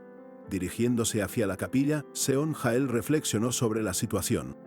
La verdad se asentaba. Kim Jae-yu le había estado tomando el pelo todo este tiempo, manipulándolo como a un títere. Con una mezcla de furia y una determinación implacable, la confrontación personal era inminente. Una hora antes de este encuentro, Seon-jae se preparaba con una expresión de arrogancia que le salía de los poros. Recorría los pasillos del palacio con la seguridad de quien cree tener el control, ignorante del intrincado juego de ingenio en el que estaba a punto de caer. De vuelta al presente, Seon-jae volvió a encontrarse con Kaoli soltando con sorna: «Vos de nuevo, escuché que investigaste mi pasado». Kaoli le respondió con una mirada directa: «Deja de actuar», y Seon-jae, con una sonrisa fría que no llegaba a sus ojos, lo llamó por su verdadero nombre, Kim Jae-yu.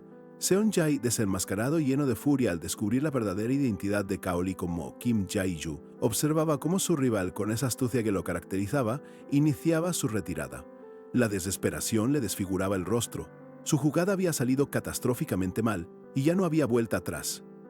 Mientras tanto, en la torre, los espectadores susurraban sobre una pieza oculta en el 5º piso, un secreto que solo ellos conocían.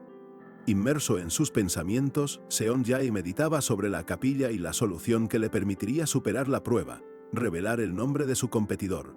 Sabía que optar por esa salida fácil significaría perder una valiosa oportunidad de mejorar sus habilidades. Era realmente crucial subir de nivel cuando su vida pendía de un hilo. La incertidumbre lo carcomía, mientras los patrocinadores de Jae-hu se preguntaban si la inusual facilidad con que todo avanzaba no era sospechosa, incluso para un psicópata. Finalmente, Seon-jae llegó a la majestuosa capilla, un lugar que parecía esperarlo. Una sensación de destino lo envolvía. Ante él, el sistema desplegó la siguiente etapa: el juicio de la sabiduría, diseñada para activar la pieza oculta. La prueba era directa. Debía pronunciar el nombre del otro participante. Con una mezcla de arrogancia y la seguridad de quien cree tener la victoria, Seon-jae articuló: Kim Jae-du. El sistema verificó la información y, tras una breve pausa, le preguntó si confirmaba, advirtiéndole que no habría vuelta atrás. Un escalofrío recorrió el aire. La estatua, inerte antes, comenzó a estremecerse y a reír con una risa siniestra que helaba la sangre. El sistema sentenció: tu respuesta es incorrecta. Has sido maldecido por un espíritu maligno que se ríe de la sabiduría. Seon-jae, con el rostro descompuesto, no podía procesar lo que escuchaba. La revelación de la maldición fue devastadora. Pérdida de todas las habilidades aprendidas. Un grito de desesperación escapó de sus labios. ¿Qué clase de castigo era este? Había perdido todo por lo que había entrenado. Su furia y frustración resonaban en la capilla. Al mismo tiempo, la imagen de Kim Jae-hu, mejor dicho, disfrutando de su disfraz, se proyectaba con una calma absoluta, rodeado de popó y monedas. Patrocinadores comentaban. Kaoli sonreía con satisfacción. Kaoli exhaló un suspiro de alivio. ¿Se había salvado por un pelo o todo era parte de su plan?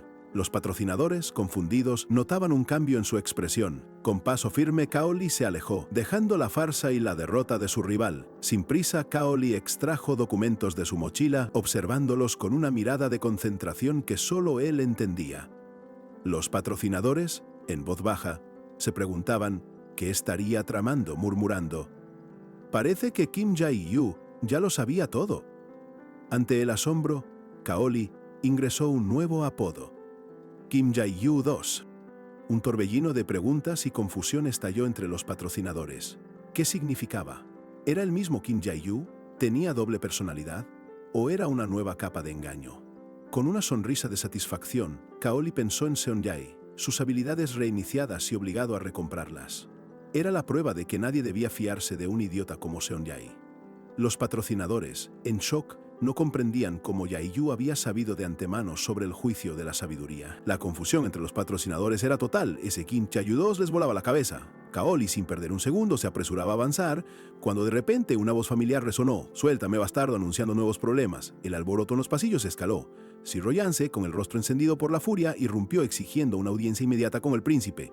Los guardias intentaron frenarlo, pero su determinación era inquebrantable. Nada lo detendría.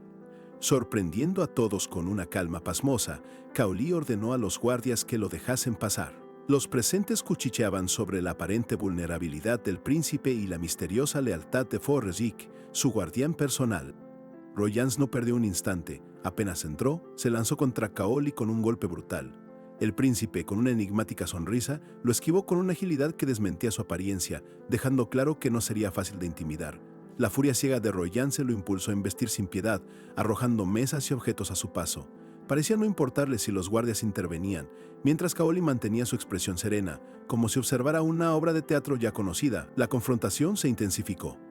Royance desenvainó una espada y se abalanzó con movimientos tan vertiginosos que apenas se podían seguir. Jae-yu, anticipando cada embate, se deslizó con una destreza que desafiaba la lógica.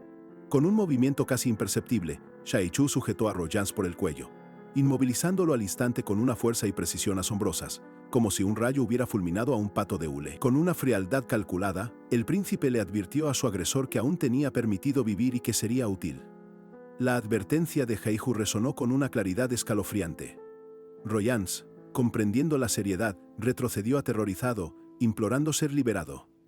La escena culminó con él tendido en el suelo, completamente rendido y desarmado. Jaed, con la calma de quien aplasta una mosca, reflexionó que no había sido necesario controlarlo así. Mientras Royance se retiraba humillado, los patrocinadores se preguntaban qué nuevos planes traería el príncipe, quien se adentraba en sus pensamientos. Ya en la cama, la mente de Jae-yu seguía en ebullición. Se planteaba la posibilidad de eliminar al emperador en cualquier momento, pero esa acción significaría sacrificar el final elegido que buscaba con tanto ahínco. Este era su principal dilema, la obsesión silenciosa que impulsaba cada una de sus misiones. Según sus meticulosos cálculos, la mejor opción sería potenciar la ingeniería mágica hasta el último día y luego deshacerse del otro despertado. Sin embargo, esto implicaría renunciar a las valiosas recompensas del final, un sacrificio que por el momento no estaba dispuesto a realizar. En un recuerdo del pasado, veíamos a un Jae-yu más joven quejándose del peso de un hacha. Su determinación era inquebrantable. A pesar de las quejas y el sudor, su sonrisa confiada y el aura de esfuerzo lo demostraban. Un fuerte ruido lo sacó de sus cavilaciones, mientras los espectadores comentaban sobre su aparente falta de ganas de entrenar. Era el sexto día, el día del juicio. Jae-yu, ahora como Kaoli, parecía en paz, listo para afrontar lo que viniera. Su mirada lo decía todo. En otro fragmento del pasado, mientras su compañero le preguntaba sobre el juicio, Jae-yu se mostraba exultante, compartiendo su alegría por los entrenamientos. El camino hacia sus metas lo llenaba de una energía inquebrantable. Jae-yu aún procesaba los eventos recientes, alistándose para el inminente juicio que se cernía sobre él. Mientras tanto, por los opulentos pasillos, un hombre llamado Alec avanzaba con evidente incredulidad, musitando que lo sucedido era atroz. Su mirada se cruzó con la de otro hombre, el conde Seyon, y un mar de murmullos llenaba el aire. Al encontrarse, Alec lo saludó, consciente de la resonancia de la noticia. El juicio imperial estaba por comenzar. Entre los patrocinadores, la especulación crecía. Muchos murmuraban que todo era un complot, que Jae-yu ni siquiera estaba al tanto de la magnitud de la situación y que un plan maquiavélico se gestaba en las sombras. De pronto, el conde Seyon le asestó un golpe inesperado. El segundo príncipe, Kaoli, había sido arrestado, acusado nada menos que de asesinar al mismísimo emperador. Esta revelación, cruda y abrumadora, alteró por completo el tablero, especialmente para Jae-yu, quien ahora encarnaba a Kaoli. Ante la impactante noticia, Alec observó la vasta multitud que se había congregado, miembros de la realeza y la nobleza, todos presentes para ser testigos del juicio del príncipe. La gravedad del momento era palpable. En un breve instante de distracción, Ser Alec pareció disculparse, quizás absorto en sus propios pensamientos, mientras la seriedad del evento que estaba por comenzar seguía oprimiendo el ambiente. La atención se posó en Fordrick, el leal asistente de Kaoli, cuyo rostro reflejaba una angustia profunda. Entre los espectadores, se comentaba su dolor y se cuestionaba cómo el emperador, a pesar de estar rodeado de caballeros, pudo haber muerto tan rápidamente. Para añadir más misterio, se reveló que dichos caballeros no eran tales, sino hombres bestia transformados. Esta información avivaba las dudas de muchos, quienes se preguntaban cómo el débil segundo príncipe podría haber logrado una hazaña semejante. La escena se trasladó al interior de la corte atestada de gente. Las voces del público en línea debatían, convencidas de la culpabilidad del primer príncipe, contrastando su maná con la supuesta debilidad del segundo, Kaoli. El solemne tribunal ya estaba casi lleno. Todos los principales magos, grandes maestros y nobles ocupaban sus lugares. Una campanilla sonó, marcando el inicio formal del evento. Desde el estrado, el secretario del tribunal reconoció el descontento general, pero afirmó con autoridad que la corte de Astriuad juzgaba a todos por igual, advirtiendo que cualquier interrupción resultaría en la pérdida de estatus social.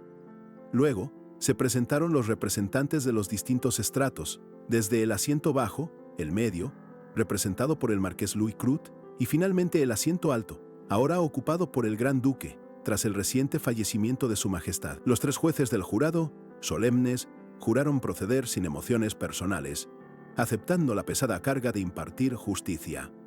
Sin embargo, el secretario aclaró un punto crucial. Aunque el acusado había sido capturado en acción, aún no había confesado, lo que complicaba la situación y sugería la falta de pruebas contundentes. Se enfatizó que este era un juicio para un registro oficial. Finalmente, el secretario llamó al acusado a tomar asiento en el lugar de la defensa. Así, esposado y con una expresión grave, Kaoli Dutoprox, el príncipe que Yayu ahora encarnaba, fue conducido al estrado. Al serle pedido su nombre, lo pronunció con firmeza, mientras el juez le advirtió de las severas consecuencias. El secretario del tribunal, cuya voz solemne relató cómo el príncipe Kaoli Dutoprox había entrado en la habitación del emperador a las 2 de la madrugada, permaneciendo allí durante media hora. Para confirmar esta visita, los imponentes caballeros guardianes alados subieron al estrado, asegurando que nada de lo ocurrido durante ese tiempo les había parecido sospechoso. Sin embargo, la calma duró poco. El secretario reveló que, tras la partida de Kaoli, el emperador fue hallado desplomado, vomitando sangre. A su lado, con angustia y desesperación, estaba el príncipe. La investigación posterior desenterró un detalle escalofriante. Se encontró polvo de lapla, un veneno letal, tanto en la bebida del emperador como, para colmo de males, en las ropas del príncipe, incriminándolo de forma directa e innegable. Con la evidencia presentada, el secretario preguntó a Kaoli si tenía objeciones. El príncipe, con mirada perdida y rostro bañado en sudor frío, apenas pudo musitar un simple no. Entre el público, el murmullo se intensificó, mezclando burlas con indignación. Muchos consideraban el juicio una farsa, una injusticia palpable que Fordrick, el leal asistente de Kaoli, observaba con creciente angustia. El veredicto no se hizo esperar y fue brutal. El secretario ordenó atar al príncipe Kaoli a caballos para arrastrarlo por todo el imperio. Un espectáculo público diseñado para que todos conocieran su crimen y pidieran perdón. La crueldad no parecía tener límites. Ante tal desatino, y mientras muchos nobles asentían complacidos, Fordrick, incapaz de contener su ira, se levantó de golpe y exclamó que todo aquello carecía de sentido, mostrando su total indignación ante la flagrante injusticia. Fordrick intentó argumentar que la corte no seguía el debido proceso, sugiriendo una manipulación externa por la prisa. El secretario, implacable, lo interrumpió, insistiendo en la ejecución inmediata del criminal. En un instante, los guardias se abalanzaron sobre Fordrick para silenciar sus protestas. Mientras, Yayu, quien estaba experimentando todo esto en la piel de Kaoli, sintió un shock abrumador. En el chat, la gente se preguntaba si estaba aturdido, pero Fordrick, con los ojos inyectados en sangre, se negó a aceptar el veredicto. Juró destruir la estúpida torre y el reino de Astiruat, maldiciendo a todos los que apoyaban tal atrocidad. De repente, Yayu despertó, cayendo en cuenta de que todo había sido un sueño, o, más bien, una simulación. El Chat, como siempre, no tardó en debatir si debía eliminar a su rival o qué estrategia seguir. Sin embargo, Yeoyu ya tenía una idea clara. Con una sonrisa que reflejaba la astucia de un zorro que acaba de encontrar la puerta del gallinero abierta y una mirada llena de confianza, Yeoyu sintió que se le presentaba una excelente oportunidad. Fue entonces cuando, con un libro en mano, reveló su audaz y desquiciado plan. Se convertiría en el emperador en solo 7 días. Una meta que el Chat celebró con risas y especulaciones sobre la implicación de los hombres bestia en esta nueva aventura. Yeoyu, ahora Cao Li, exploraba los diarios del príncipe y descubrió una verdad impactante. La obsesión de Cao Li por los animales mágicos provenía directamente del emperador. Esta información, ausente en sus visiones del futuro, lo forzó a buscar respuestas por su cuenta, sintiendo una punzada de frustración. Agobiado por la cantidad de diarios y la falta de pistas claras, Cao Li consideró pedir ayuda a Fordrick. Justo entonces, su leal asistente apareció de la nada, sorprendiéndolo. Recuperando la compostura, Cao Li le pidió que se acercara para una conversación importante. Con voz cargada de viejas heridas, Cao Li le recordó a Fordrick el día en que de niño su padre lo golpeó por el simple deseo de tener un animal mágico. Fordrick, grave, afirmó recordar cada detalle de ese doloroso episodio, mostrando una lealtad inquebrantable. Cao Li, sin rodeos, le preguntó por qué el emperador se había enfadado tanto, insinuando que ya era tiempo de la verdad. El asistente, con pesar, reconoció que no se podía evitar y se preparó para desvelar un oscuro capítulo del pasado imperial. Cao Li se encaminaba a los aposentos del emperador, una decisión arriesgada. El monarca era temido. El Chat, en su sabiduría, desaconsejaba incluso pensar en reunirse con él. Cao Li notó la reacción negativa, y Fordrick explicó la raíz de la locura imperial. Tras la muerte de la emperatriz predesa, el emperador se sumió en una paranoia extrema, convencido de que alguien era responsable, lo que lo llevó a desconfiar de todos. Fordrick profundizó. El amor desmedido del emperador por su esposa se había torcido en una obsesión que afectaba incluso a su hijo. Recordó cómo de niño, Cao Li solo quería un animal mágico para su cumpleaños. Sin embargo, ese deseo inocente se consideró demasiado peligroso para un joven príncipe, forzando a Cao Li a una reclusión. Tashu, en la piel del príncipe, procesaba esta cruda realidad, mientras los guardianes custodiaban la entrada principal. Consciente de la necesidad de concentración, Tashu, como Cao Li, apagó el chat de comentarios. Profundamente, repetía, "Yo soy Cao Li", asumiendo por completo la identidad del príncipe para la difícil tarea que tenía por delante. Ya no era el Cao Li tímido y sombrío. Yeoyu había logrado una transformación sorprendente. Con mirada decidida, se acercó a un guardia, anunciando su intención de tener una audiencia con su majestad. Los imponentes guardias, impasibles, le negaron la entrada, afirmando que no era posible, ni siquiera para el príncipe. No había excepciones. Ante la negativa, Cao Li, con un brillo inusual en los ojos, se preparó para algo inesperado. Entonces rompió en un llanto estruendoso, con lágrimas y mocos, llamando a gritos al emperador, alegando un asunto urgente. Pese a la indiferencia inicial de los guardias, el leve sonido de una puerta abriéndose apenas una rendija confirmó el éxito de su ruidosa y teatral táctica. Finalmente, un estoico guardia, con resignación, le indicó a Cao Li esperar en la sala de recepción. Yashu, aliviado, sintió que su estrategia había funcionado. Ya sentado, se reafirmó. «Yo soy Cao Li, listo para el encuentro». La puerta se abrió, revelando al imponente emperador Radiak Dutoprox, quien, curioso, inquirió la razón de su visita. Cao Li, sin titubear, le preguntó por qué se había enfadado tanto en el pasado, refiriéndose a él como padre. El emperador lo miró extrañado. «¿Desde cuándo me llamas así?». Cao Li respondió con firmeza. «Siempre lo hice». Cao Li, con esa mirada suya tan astuta, siguió desafiando al emperador. Insinuó que toda esa ira que el monarca había mostrado en el pasado, en realidad, era un intento de mantenerlo a salvo. Con una sonrisa interna, casi imperceptible, el príncipe afirmó: «Si esto es amor paternal, entonces, como hijo, te seguiré». En lo profundo de su mente, Jaeju analizaba los foros y la reacción de los espectadores, ajustando su performance al milímetro. El emperador, con una frialdad pétrea, cuestionó si Cao Li ya había terminado de hablar. Sin embargo, el príncipe, manteniendo una calma sorprendente, pidió a los guardias que se retiraran para poder conversar a solas. El monarca, intrigado por esta insólita solicitud, exigió una razón para tanta privacidad, esperando, como quien espera la llegada de un cometa, la siguiente jugada de su hijo. Con una sonrisa que quiso ser avergonzada, pero que solo delataba su audacia, Kaoli justificó su pedido, lo que llevó al emperador a despedir a toda la guardia. Apenas se quedaron solos en la inmensidad del salón. El monarca, con ojos que parecían taladros, confrontó a Kaoli, demandando la verdadera razón de su urgencia. El juego de poder entre padre e hijo se intensificaba con cada silencio que llenaba la sala. Kaoli, con una confianza que ya rozaba la insolencia, le soltó la bomba. El anillo que el emperador llevaba, ese que supuestamente conectaba con los hombres bestia, no era más que una burda falsificación. El monarca, visiblemente impactado y con el rostro contraído por una furia creciente, lo miró fijamente, sentenciando que la próxima palabra de Kaoli decidiría su mismísimo destino.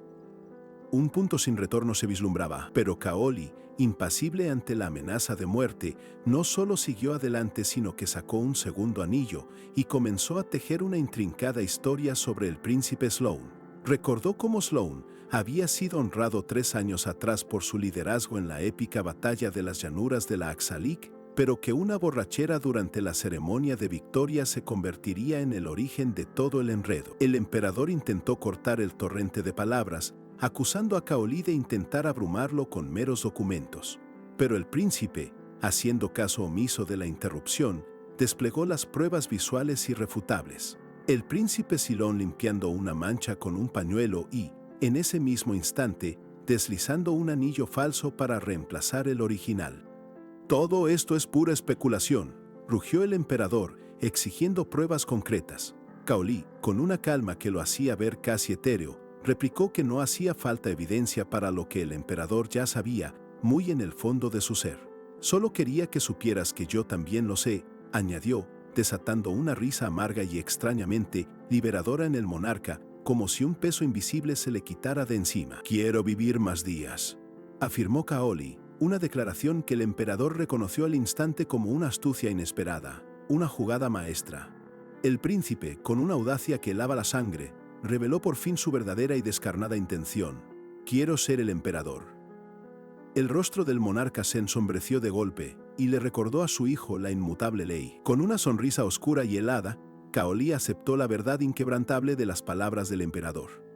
«Lo sé», dijo con la voz gélida, y luego, con una frialdad que podría congelar el mismísimo infierno, pronunció su veredicto final: «Por lo tanto, por favor, morí». El aire en la sala se cortó de inmediato, y el silencio, ensordecedor, gritó la ambición de Yayu, revelada ahora sin ningún tapujo. De repente, la escena cambió drásticamente. Yayu se incorporó en su cama, su cuerpo real reaccionando con una tos violenta a la intensidad de la experiencia vivida en el juego. Todavía podía ver su impecable actuación como Kaoli proyectada en la pantalla holográfica, con los comentarios del stream estallando en una mezcla de locura y shock por lo que acababan de presenciar. Una sonrisa de pura satisfacción se dibujó en el rostro de Yayu mientras se veía a sí mismo como Kaoli en la pantalla. «Ah, en serio, este bastardo de Kim Hayo», murmuró para sí, una mezcla de asombro y admiración por la propia audacia de su personaje. «¡Wow! Este tipo es realmente inigualable. Ni yo me lo creo». Justo en ese instante el sistema de la torre vibró con el sonido de una notificación. Un nuevo patrocinador, One Punch Nim, acababa de hacer una generosa donación de 1000 monedas. Jaihu, con el puño apretado en señal de pura emoción, gritó el nombre de su avatar con la fuerza de un dios, celebrando el inesperado y masivo apoyo que acababa de recibir en su stream. Una lluvia de monedas virtuales inundó la pantalla, acompañada de comentarios atónitos del chat que oscilaban entre el asombro y un humor casi histérico. Jaiyu sonrió ampliamente, agradeciendo efusivamente las donaciones que seguían llegando sin parar, mientras su audaz estrategia en el juego le reportaba un éxito rotundo y una popularidad que crecía exponencialmente. El chat, como era de esperarse, hervía con preguntas sobre su siguiente movimiento, algunos usuarios incluso especulando ansiosamente sobre un final potencial para su aventura. Jaiyu, con la calma de quien ha previsto cada paso de su gran plan, anunció sus próximos movimientos: «Por ahora voy a desayunar y luego voy a aprender algunas habilidades». Después de su audaz jugada contra el emperador, Jaiyu, ahora bajo la identidad de Kaoli, se lanzó a cumplir su promesa. Con paso resuelto, se encaminó hacia el taller, ese santuario donde por fin podría sumergirse en el estudio de la maginería, una habilidad crucial para sus siguientes movimientos. Sin embargo, su trayecto se vio bruscamente interrumpido. De la nada, apareció el mismísimo príncipe Sloan Dutoprox, el primer príncipe del Imperio Astiroat, y lo abordó con un tono que no admitía réplicas. «¿Qué haces acá, Kaoli?», le inquirió, con una mirada cargada de una premonición de conflicto. Kaoli, sin inmutarse, le devolvió la pregunta, mientras el chat del stream explotaba con la inesperada aparición del príncipe. Con una provocación que picó como un abejorro en un campamento de nudistas, Kaoli le consultó si su padre le había otorgado patrocinios extra, sugiriendo que Sloan se sentía claramente amenazado por su reciente ascenso. Con su habitual astucia, Kaoli evitó la mirada de Sloan y con una sonrisa apenas perceptible soltó una bomba. Había visitado al emperador al amanecer. Esta revelación dejó a Sloan visiblemente incómodo, dándose cuenta de que Kaoli ya conocía a la perfección los hilos y marionetas de la corte. La furia, entonces, se apoderó de Sloan. Con un temblor en las manos, arremetió contra Kaoli, alzando la mano dispuesto a soltarle una bofetada que lo hiciera callar para siempre. Los espectadores, al presenciar la escena, no tardaron en reaccionar, algunos incluso incitando a Yeyao a devolverle el golpe al arrogante príncipe con una trompada bien puesta. Pero justo antes de que el puñetazo conectara, una voz imponente y grave resonó en el aire. Era Bran, el maestro de la Casa Imperial, quien apareció de repente para detener aquel caos. Con su presencia firme e innegable, exigió saber qué clase de alboroto se estaba armando justo en la entrada de su preciado taller. Bran, sin pelos en la lengua, le espetó a Sloan que la verdadera insolencia era su propia falta de respeto. «¿Vos ni siquiera sos el emperador y esperás que te traten con honores?», le increpó, dejando al príncipe en una situación aún más humillante frente a la atenta mirada de los espectadores, que disfrutaban el show. El rostro de Sloan se contorsionó de ira, sus ojos inyectados en sangre. «No voy a olvidar esta ofensa», juró, con un odio palpable. Bran, con una actitud que rozaba la indiferencia y un encogimiento de hombros, simplemente le respondió que no le importaría lo más mínimo lo que hiciera después de su muerte. Pero no se detuvo ahí. Bran siguió hostigando, revelando sin piedad que Sloan era un ser que se apoyaba en los demás y carecía por completo de agallas. El príncipe, humillado hasta la médula, apretó los dientes y en lo más profundo de su ser, juró que una vez que fuera emperador, la primera cabeza en rodar sería, sin duda alguna, la de Bran. Sin más que decir, Sloan se alejó de allí, consumido por la rabia. Kaoli, agradecido por la intervención providencial, se acercó a Bran para darle las gracias, y luego, con la perspicacia que lo caracterizaba, aprovechó el momento para pedirle un favor, dejando al maestro con una expresión pensativa. Para sorpresa de Bran, Kaoli se disculpó por su comportamiento, reconociendo la importancia de causar una buena primera impresión. Poco después, ya en el taller, Haiju, en su rol de Kaoli, se concentraba en sus nuevas tareas, empuñando herramientas con el compromiso de un verdadero artesano.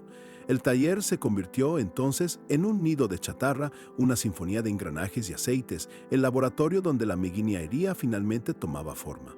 De repente, el sistema le notificó que había entrado en un área de habilidades relacionadas y ya podía comprar libros para aprenderlas. Sin perder un instante, Jeju adquirió el libro de habilidades, provocando asombro y frustración entre los espectadores que no lograban entender sus movimientos. Ante la oleada de comentarios y preguntas, el ingenioso Jeju no dudó en banear a un usuario para sentar un ejemplo, manteniendo así el control absoluto de su stream. Con un simple sí, Jeju activó el libro de habilidades, observando cómo nuevas destrezas de ingeniería mágica surgían a su alrededor. Aunque el proceso fue agotador, su cuerpo real reaccionó con un gutural "ugh" de esfuerzo, confirmando que cada habilidad aprendida era una victoria duramente ganada. Kaoli, sintiendo el esfuerzo gutural al activar el libro de maginería, absorbía el vasto conocimiento que se arraigaba en su ser. Aunque el proceso lo agotaba, era crucial para dominar las nuevas habilidades. Una vez completado este tedioso paso, el joven príncipe decidió que permanecería en el taller. Era el lugar ideal para profundizar en sus conocimientos de esa compleja disciplina, encontrando allí todo lo que pudiera necesitar. Mientras se acomodaba, Bran, el respetado maestro de la Casa Imperial, se acercó preguntando si necesitaba algo más. Con la seriedad que lo caracterizaba, Kaoli le agradeció, recordándole un favor que le había pedido anteriormente. Al salir del taller, Bran se cruzó con el príncipe Sloan, quien, sumido en sus pensamientos, No podía quitarse de la cabeza la audaz jugada de Kaoli con el emperador. Su mente se llenaba de un resentimiento oscuro por el cambio en la actitud del príncipe. Sloane, con la mirada inyectada de furia y la mano temblorosa, juró que el atrevido Kaoli lamentaría haber abandonado su encierro y que, cuando él fuera emperador, la tumba de su rival sería su primer monumento. De vuelta en el taller, Bran encontró a Kaoli ya instalado y le inquirió el motivo de su presencia en un lugar tan especializado. Kaoli, sin dudar, le respondió que deseaba estudiar maginiería. Bran le advirtió que no era un juego, pero Kaoli, con una seguridad que sorprendió al maestro, afirmó tener una comprensión básica y dominar la mecánica y termodinámica, dejando a Bran visiblemente intrigado. Intrigado por la respuesta, Bran se dispuso a poner a prueba al joven príncipe. Con una pluma, trazó un complejo diagrama en un pergamino y, levantando la vista, le preguntó a Kaoli si era capaz de interpretarlo. Kaoli no tardó en reconocer el símbolo como latón, un mineral esencial en la ingeniería del imperio. Bran, asintiendo, le indicó que se sentara y le propuso el verdadero desafío: resolver el intrincado círculo mágico. Con una concentración palpable, Kaoli se sumergió en la tarea, descifrando los complejos símbolos del círculo. El tiempo pareció volar mientras trabajaba, hasta que, con un golpe seco de su pluma, anunció que había terminado. Bran revisó el trabajo de Kaoli, deteniéndose por un momento antes de hablar. Con una media sonrisa, le dijo que solo estaba medio correcto. Este comentario inicial causó cierta incertidumbre, pero Bran rápidamente aclaró que eso era, de hecho, una interpretación satisfactoria y mucho más de lo esperado. Con la prueba superada, Bran le concedió a Kaoli acceso ilimitado al taller. Sin embargo, le aconsejó pensar con sensatez, pues el interés de un príncipe en la maginiería era, por decirlo menos, algo inusual. Kaoli, con una sonrisa genuina, aceptó la guía de Bran. Mientras el maestro se alejaba mascullando que la ingeniería era tan aburrida como un discurso político en la hora de la siesta, el joven príncipe se mentalizó para la árida, pero necesaria, inmersión en la materia. Así, Kaoli se sumergió en una maratón de estudio rodeado de libros y esquemas. La maginería era un campo vasto y exigente, y el joven príncipe se esforzaba hasta el agotamiento, mientras los popoi dormían ajenos a su incansable dedicación. El silencio de la torre se rompió con el eco de pasos urgentes resonando por los pasillos. Era Fordrick, el leal asistente del príncipe, cuya voz desesperada interrumpió abruptamente la concentración de Kaoli. Las palabras de Fordrick cayeron como un rayo. El emperador fue crucificado. La noticia era impactante, y para Kaoli, más allá del golpe inicial, esto solo confirmaba algo: el quinto día de su audaz y meticuloso plan había llegado. En un abrir y cerrar de ojos, un alguacil imperial, acompañado de guardias armados, irrumpió con una orden de arresto. La acusación era contundente. Kaoli había sido señalado como el asesino del emperador Radiag Dutoprox. Sin dudar, los guardias se abalanzaron sobre Kaoli, alarmando a los pequeños popoi. Fordrick, consumido por la lealtad, gritó indignado por la injusticia, pero sus súplicas fueron en vano. El príncipe fue arrastrado sin miramientos. El solemne repique de la campana anunció el inicio del juicio. La gran sala de la corte se llenó de un silencio expectante, mientras el juez, con voz grave, proclamaba que la justicia de Astiroad trataba a todos por igual, sin importar su estatus. Ante la pregunta, Kaoli, con calma y desafío, se identificó como el príncipe Kaoli Dutoprox, el séptimo en la línea de sucesión. En su fuero interno, Kaoli reflexionaba sobre la carga que aquel nombre y la situación actual habrían representado para el Kaoli original. Fordrick observaba la escena con creciente preocupación, consciente de lo precaria que era la situación. Kaoli mantenía una calma asombrosa, aunque por dentro se preguntaba si su cuerpo podría sostener esa serenidad sin un solo temblor. Una vez confirmada la identidad del príncipe, el juez procedió a presentar la primera prueba, un informe que detallaba la visita de Kaoli al emperador en la madrugada, una reunión que, según el documento, se había extendido por 30 minutos. Los ruidos procedentes de la sala de recepción, seguidos por la abrupta entrada de los guardias, despertaron la aguda intuición de Kaoli. En ese instante comprendió la verdad ineludible. Aquel no era un juicio, sino un plan meticulosamente orquestado para incriminar y derribar a una única persona. La acusación se materializó, centrada en la muerte de la emperatriz. Se había hallado polvo de lapla en su bebida favorita. La supuesta prueba que incriminaba a Kaoli era el mismo polvo encontrado en las vestiduras del príncipe. Kaoli, imperturbable, Fue invitado a objetar. «Adelante», concedió el juez. Y con la voz firme que lo caracterizaba, el príncipe declaró sin titubear que él no había asesinado a su padre, el emperador. El juez, con la furia a flor de piel, golpeó la mesa con un estruendo que hizo vibrar hasta el último diente postizo del anciano más lejano, tildando la negación de Kaoli de asquerosa y exigiendo pruebas irrefutables. Ante la arremetida, Kaoli, con una media sonrisa enigmática en el rostro, respondió que no poseía evidencia directa, pero sí un testigo que podría cambiarlo todo. «Pongo mi cuello en juego si mi testigo miente», desafió Kaoli, su voz resonando en la sala. El juez, con la furia apenas contenida y sin más opción, no tuvo otra alternativa que ordenar: «¡Que pase el testigo!». Los pasos resonaron con una solemnidad inusitada y la figura que entró al tribunal paralizó a la multitud. Era como si, de repente, todos hubieran olvidado cómo parpadear. Sloan, con el rostro descompuesto por el terror, no podía creer lo que veían sus ojos. «Dijeron que había fallecido», susurraban los presentes, mientras la corte entera caía en un asombro colectivo e incrédulo. El pánico se apoderó de la sala cuando aquella figura, que todos creían fallecida, hizo su imponente entrada. La corte entera, congelada por el asombro, observaba al hombre que acababa de aparecer. Nada menos que el mismísimo emperador Radiak Dutoprox. Sus pasos resonaron con una solemnidad inusitada, mientras la incredulidad se apoderaba de los presentes, quienes apenas podían procesar lo que veían. Los murmullos de desesperación llenaron el aire, la sorpresa grabada en cada rostro. ¿Cómo era posible? Si se sabía que el emperador había sido crucificado, ¿quién era entonces esa persona que se alzaba ante ellos? El emperador, deteniéndose y girándose, escudriñó a la multitud con una mirada que parecía atravesar sus almas, diciendo con una ironía punzante: «Gracias a Dios, todos se ven saludables». Añadió con un tono aún más frío: «Puedo decir que ustedes estuvieron muy cerca de Sloan durante mi año de residencia». Sloan, con el rostro descompuesto por el terror, no podía creer lo que veían sus ojos. ¿Era el verdadero emperador? ¿Qué había pasado? ¿Acaso no estaba muerto? El emperador, sin perder un segundo, llamó al gran duque Magnus. «Ha pasado un tiempo. Te veo más sano desde la última vez», le dijo con una sonrisa fría. Pero su tono cambió drásticamente, volviéndose una pregunta cargada de amenaza. «¿Desde cuándo tengo que mirarte de abajo hacia arriba?». El impacto de sus palabras fue inmediato. Los nobles se tambalearon, algunos tropezaron incluso, mientras una ola de miedo y sumisión recorría la sala de la corte. Con una mezcla de reverencia y temor, todos los presentes cayeron de rodillas, postrándose ante la imponente figura del emperador, implorando su benevolencia por el imperio y sus ciudadanos. Mientras Kaoli observaba la escena, una media sonrisa se dibujaba en su rostro, disfrutando en silencio del espectáculo. El emperador, ajeno a la diversión ajena, recorría la sala imponente en su presencia. «¡Qué decepción!», comentó con desdén, luego fijó su mirada en el gran duque Magnus. «Gran duque, ponete de pie», ordenó. «¿Quién se supone que debe sentarse en el trono?», preguntó el emperador. Magnus, quien, tembloroso, apenas pudo responder: «Usted, su majestad».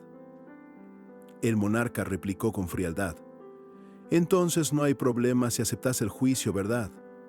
La sala de la corte, que hasta entonces había sido un escenario de caos, fue silenciada por la figura del emperador. Con una mirada calculadora y una calma que cortaba el aire, se acomodó en el trono, tomando las riendas del juicio que estaba por comenzar. Los pensamientos de Magnus se arremolinaban, reviviendo un encuentro pasado con el emperador, donde éste le había dicho una frase inquietante: «No te preocupes, el caos es un gran catalizador para mi gratitud». «Así que el juicio», murmuró el gran duque, su mente aún lidiando con la sorprendente aparición del emperador. El emperador entonces se dirigió a Crowds. «¿Podrías resumir este juicio?». El emperador Radiak Dutoprox, ya en su legítimo trono, declaró con voz serena que aún no había culpables. Luego, con una mirada cortante, inquirió si alguien tenía objeciones. Antes de que nadie pudiera responder, ordenó con frialdad que aquel que había osado sentarse en su lugar se postrara de inmediato. Descendiendo con majestuosidad, el emperador se dirigió hacia Cruz, dejándole claro que desde ese instante él era el único juez, bendecido por la diosa Miel. «¿Entendiste?», resonó la pregunta, y Cruz apenas balbuceó un tembloroso «sí», sintiendo el peso abrumador de la autoridad imperial. Sin perder el ritmo, el emperador le recordó a Cruz el juramento de conducir un juicio sin emociones personales. Con una mirada penetrante, lo acusó de haber fallado en su deber de vigilar el mundo, de no haber cuidado de su preciada nación. Finalmente, La voz del emperador adquirió un tono de profunda decepción al revelar la última y más grave de las transgresiones. Crubes había tomado partido por el príncipe Sloan. La acusación resonó como un trueno, y el monarca sentenció que, al volverse una rata en su ausencia, el traidor lo había decepcionado profundamente, demostrando una cantidad considerable de pecados. Con la mirada aún clavada en Cruz, el emperador lo inquirió sobre la aprobación de documentos que esparcían rumores y los envíos directos a Sloan. Sin permitir excusas, sentenció que no había ni una pizca de evidencia o responsabilidad en sus palabras. Los demás presentes permanecían de rodillas. Decretando que desde ese momento sería tratado como un pecador de primera clase, el emperador Radiak ordenó que Cruz fuera arrastrado a la prisión más profunda. A pesar de sus gritos desesperados y súplicas alegando un malentendido, los guardias imperiales lo sujetaron y comenzaron a arrastrarlo sin dudarlo, cual balde de basura. Mientras los alguaciles se llevaban a un Cruz furioso, el emperador, con calma inquietante, dirigió su mirada hacia Kaoli. Le preguntó sin rodeos si estaba al tanto de aquella conspiración que acababa de desmantelar, llevando la escena 4 días atrás, a la sala de recepción imperial. Allí, Kaoli confirmó al emperador que sí, le pedía simular su muerte. El monarca, intrigado, le instó a seguir hablando. Kaoli, agotado por las acciones de su hermano, explicó que su muerte no era por las conspiraciones de Sloan, sino por un plan mucho mayor. Con una sonrisa enigmática, Kaoli reveló que Sloan intentaría deshacerse de él, no por ser una amenaza, sino de una forma infantil. Buscaría humillarlo públicamente, incriminándolo con un falso complot y abriendo un juicio. El emperador escuchaba con atención, viendo cómo su hijo adelantaba cada jugada de los traidores. El emperador, con la curiosidad encendida, preguntó a Kaoli si tenía un plan para superar aquella intrincada situación y darle un giro completo. Kaoli sin dudarlo afirmó con un contundente sí lo tengo, dejando claro que el caos era su terreno de juego. Al terminar de escuchar a Kaoli, el emperador, con una imponente autoridad, declaró que presidiría personalmente aquel juicio. Inmediatamente ordenó la liberación de Kaoli, y lo más impactante, la detención del príncipe Sloan Dutoprox, acusándolo de la tentativa de atentado contra la persona del emperador, sellando así el destino del traidor. Y así, la trama se desarrolló. De vuelta al presente, mientras los alguaciles arrastraban a un Sloan que gritaba furioso, Kaoli se mantuvo impasible. La justicia del emperador era implacable, su impotencia palpable. Los gritos de Sloan, «suéltenme», resonaban, pero nadie osaba desobedecer la orden real. A pesar de sus desesperados gritos, «ya les dije que me suelten», Sloan fue escoltado fuera de la sala. Los comentarios de los espectadores, «solo lo están escoltando», resaltaban la notable diferencia en el trato. Hasta en la derrota, las jerarquías imperiales seguían presentes. Sloan, todavía aturdido por la reaparición del emperador, intentó desesperadamente manipularlo. A los gritos, aseguró que todo era parte del plan de Kaoli. Pero el monarca, imponente, le recordó con frialdad quien ostentaba la autoridad, cuestionando su falta de respeto al llamarlo padre. Visiblemente aterrorizado, Sloan se desplomó de rodillas, balbuceando disculpas a su majestad. El chat del stream de Haihu explotaba en burlas por la humillante caída del príncipe. Kaoli, observando la escena con astucia, dejó que la furia de su oponente se consumiera por sí sola. La pantalla de chat se inundó de mensajes rogando disculpas a Haihu por haber dudado y ofreciendo monedas para ser desbaneados.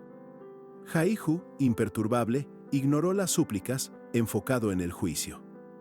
Cuando el juez intentó retomar el control, Kaoli lo interrumpió con una calma que descolocó a todos.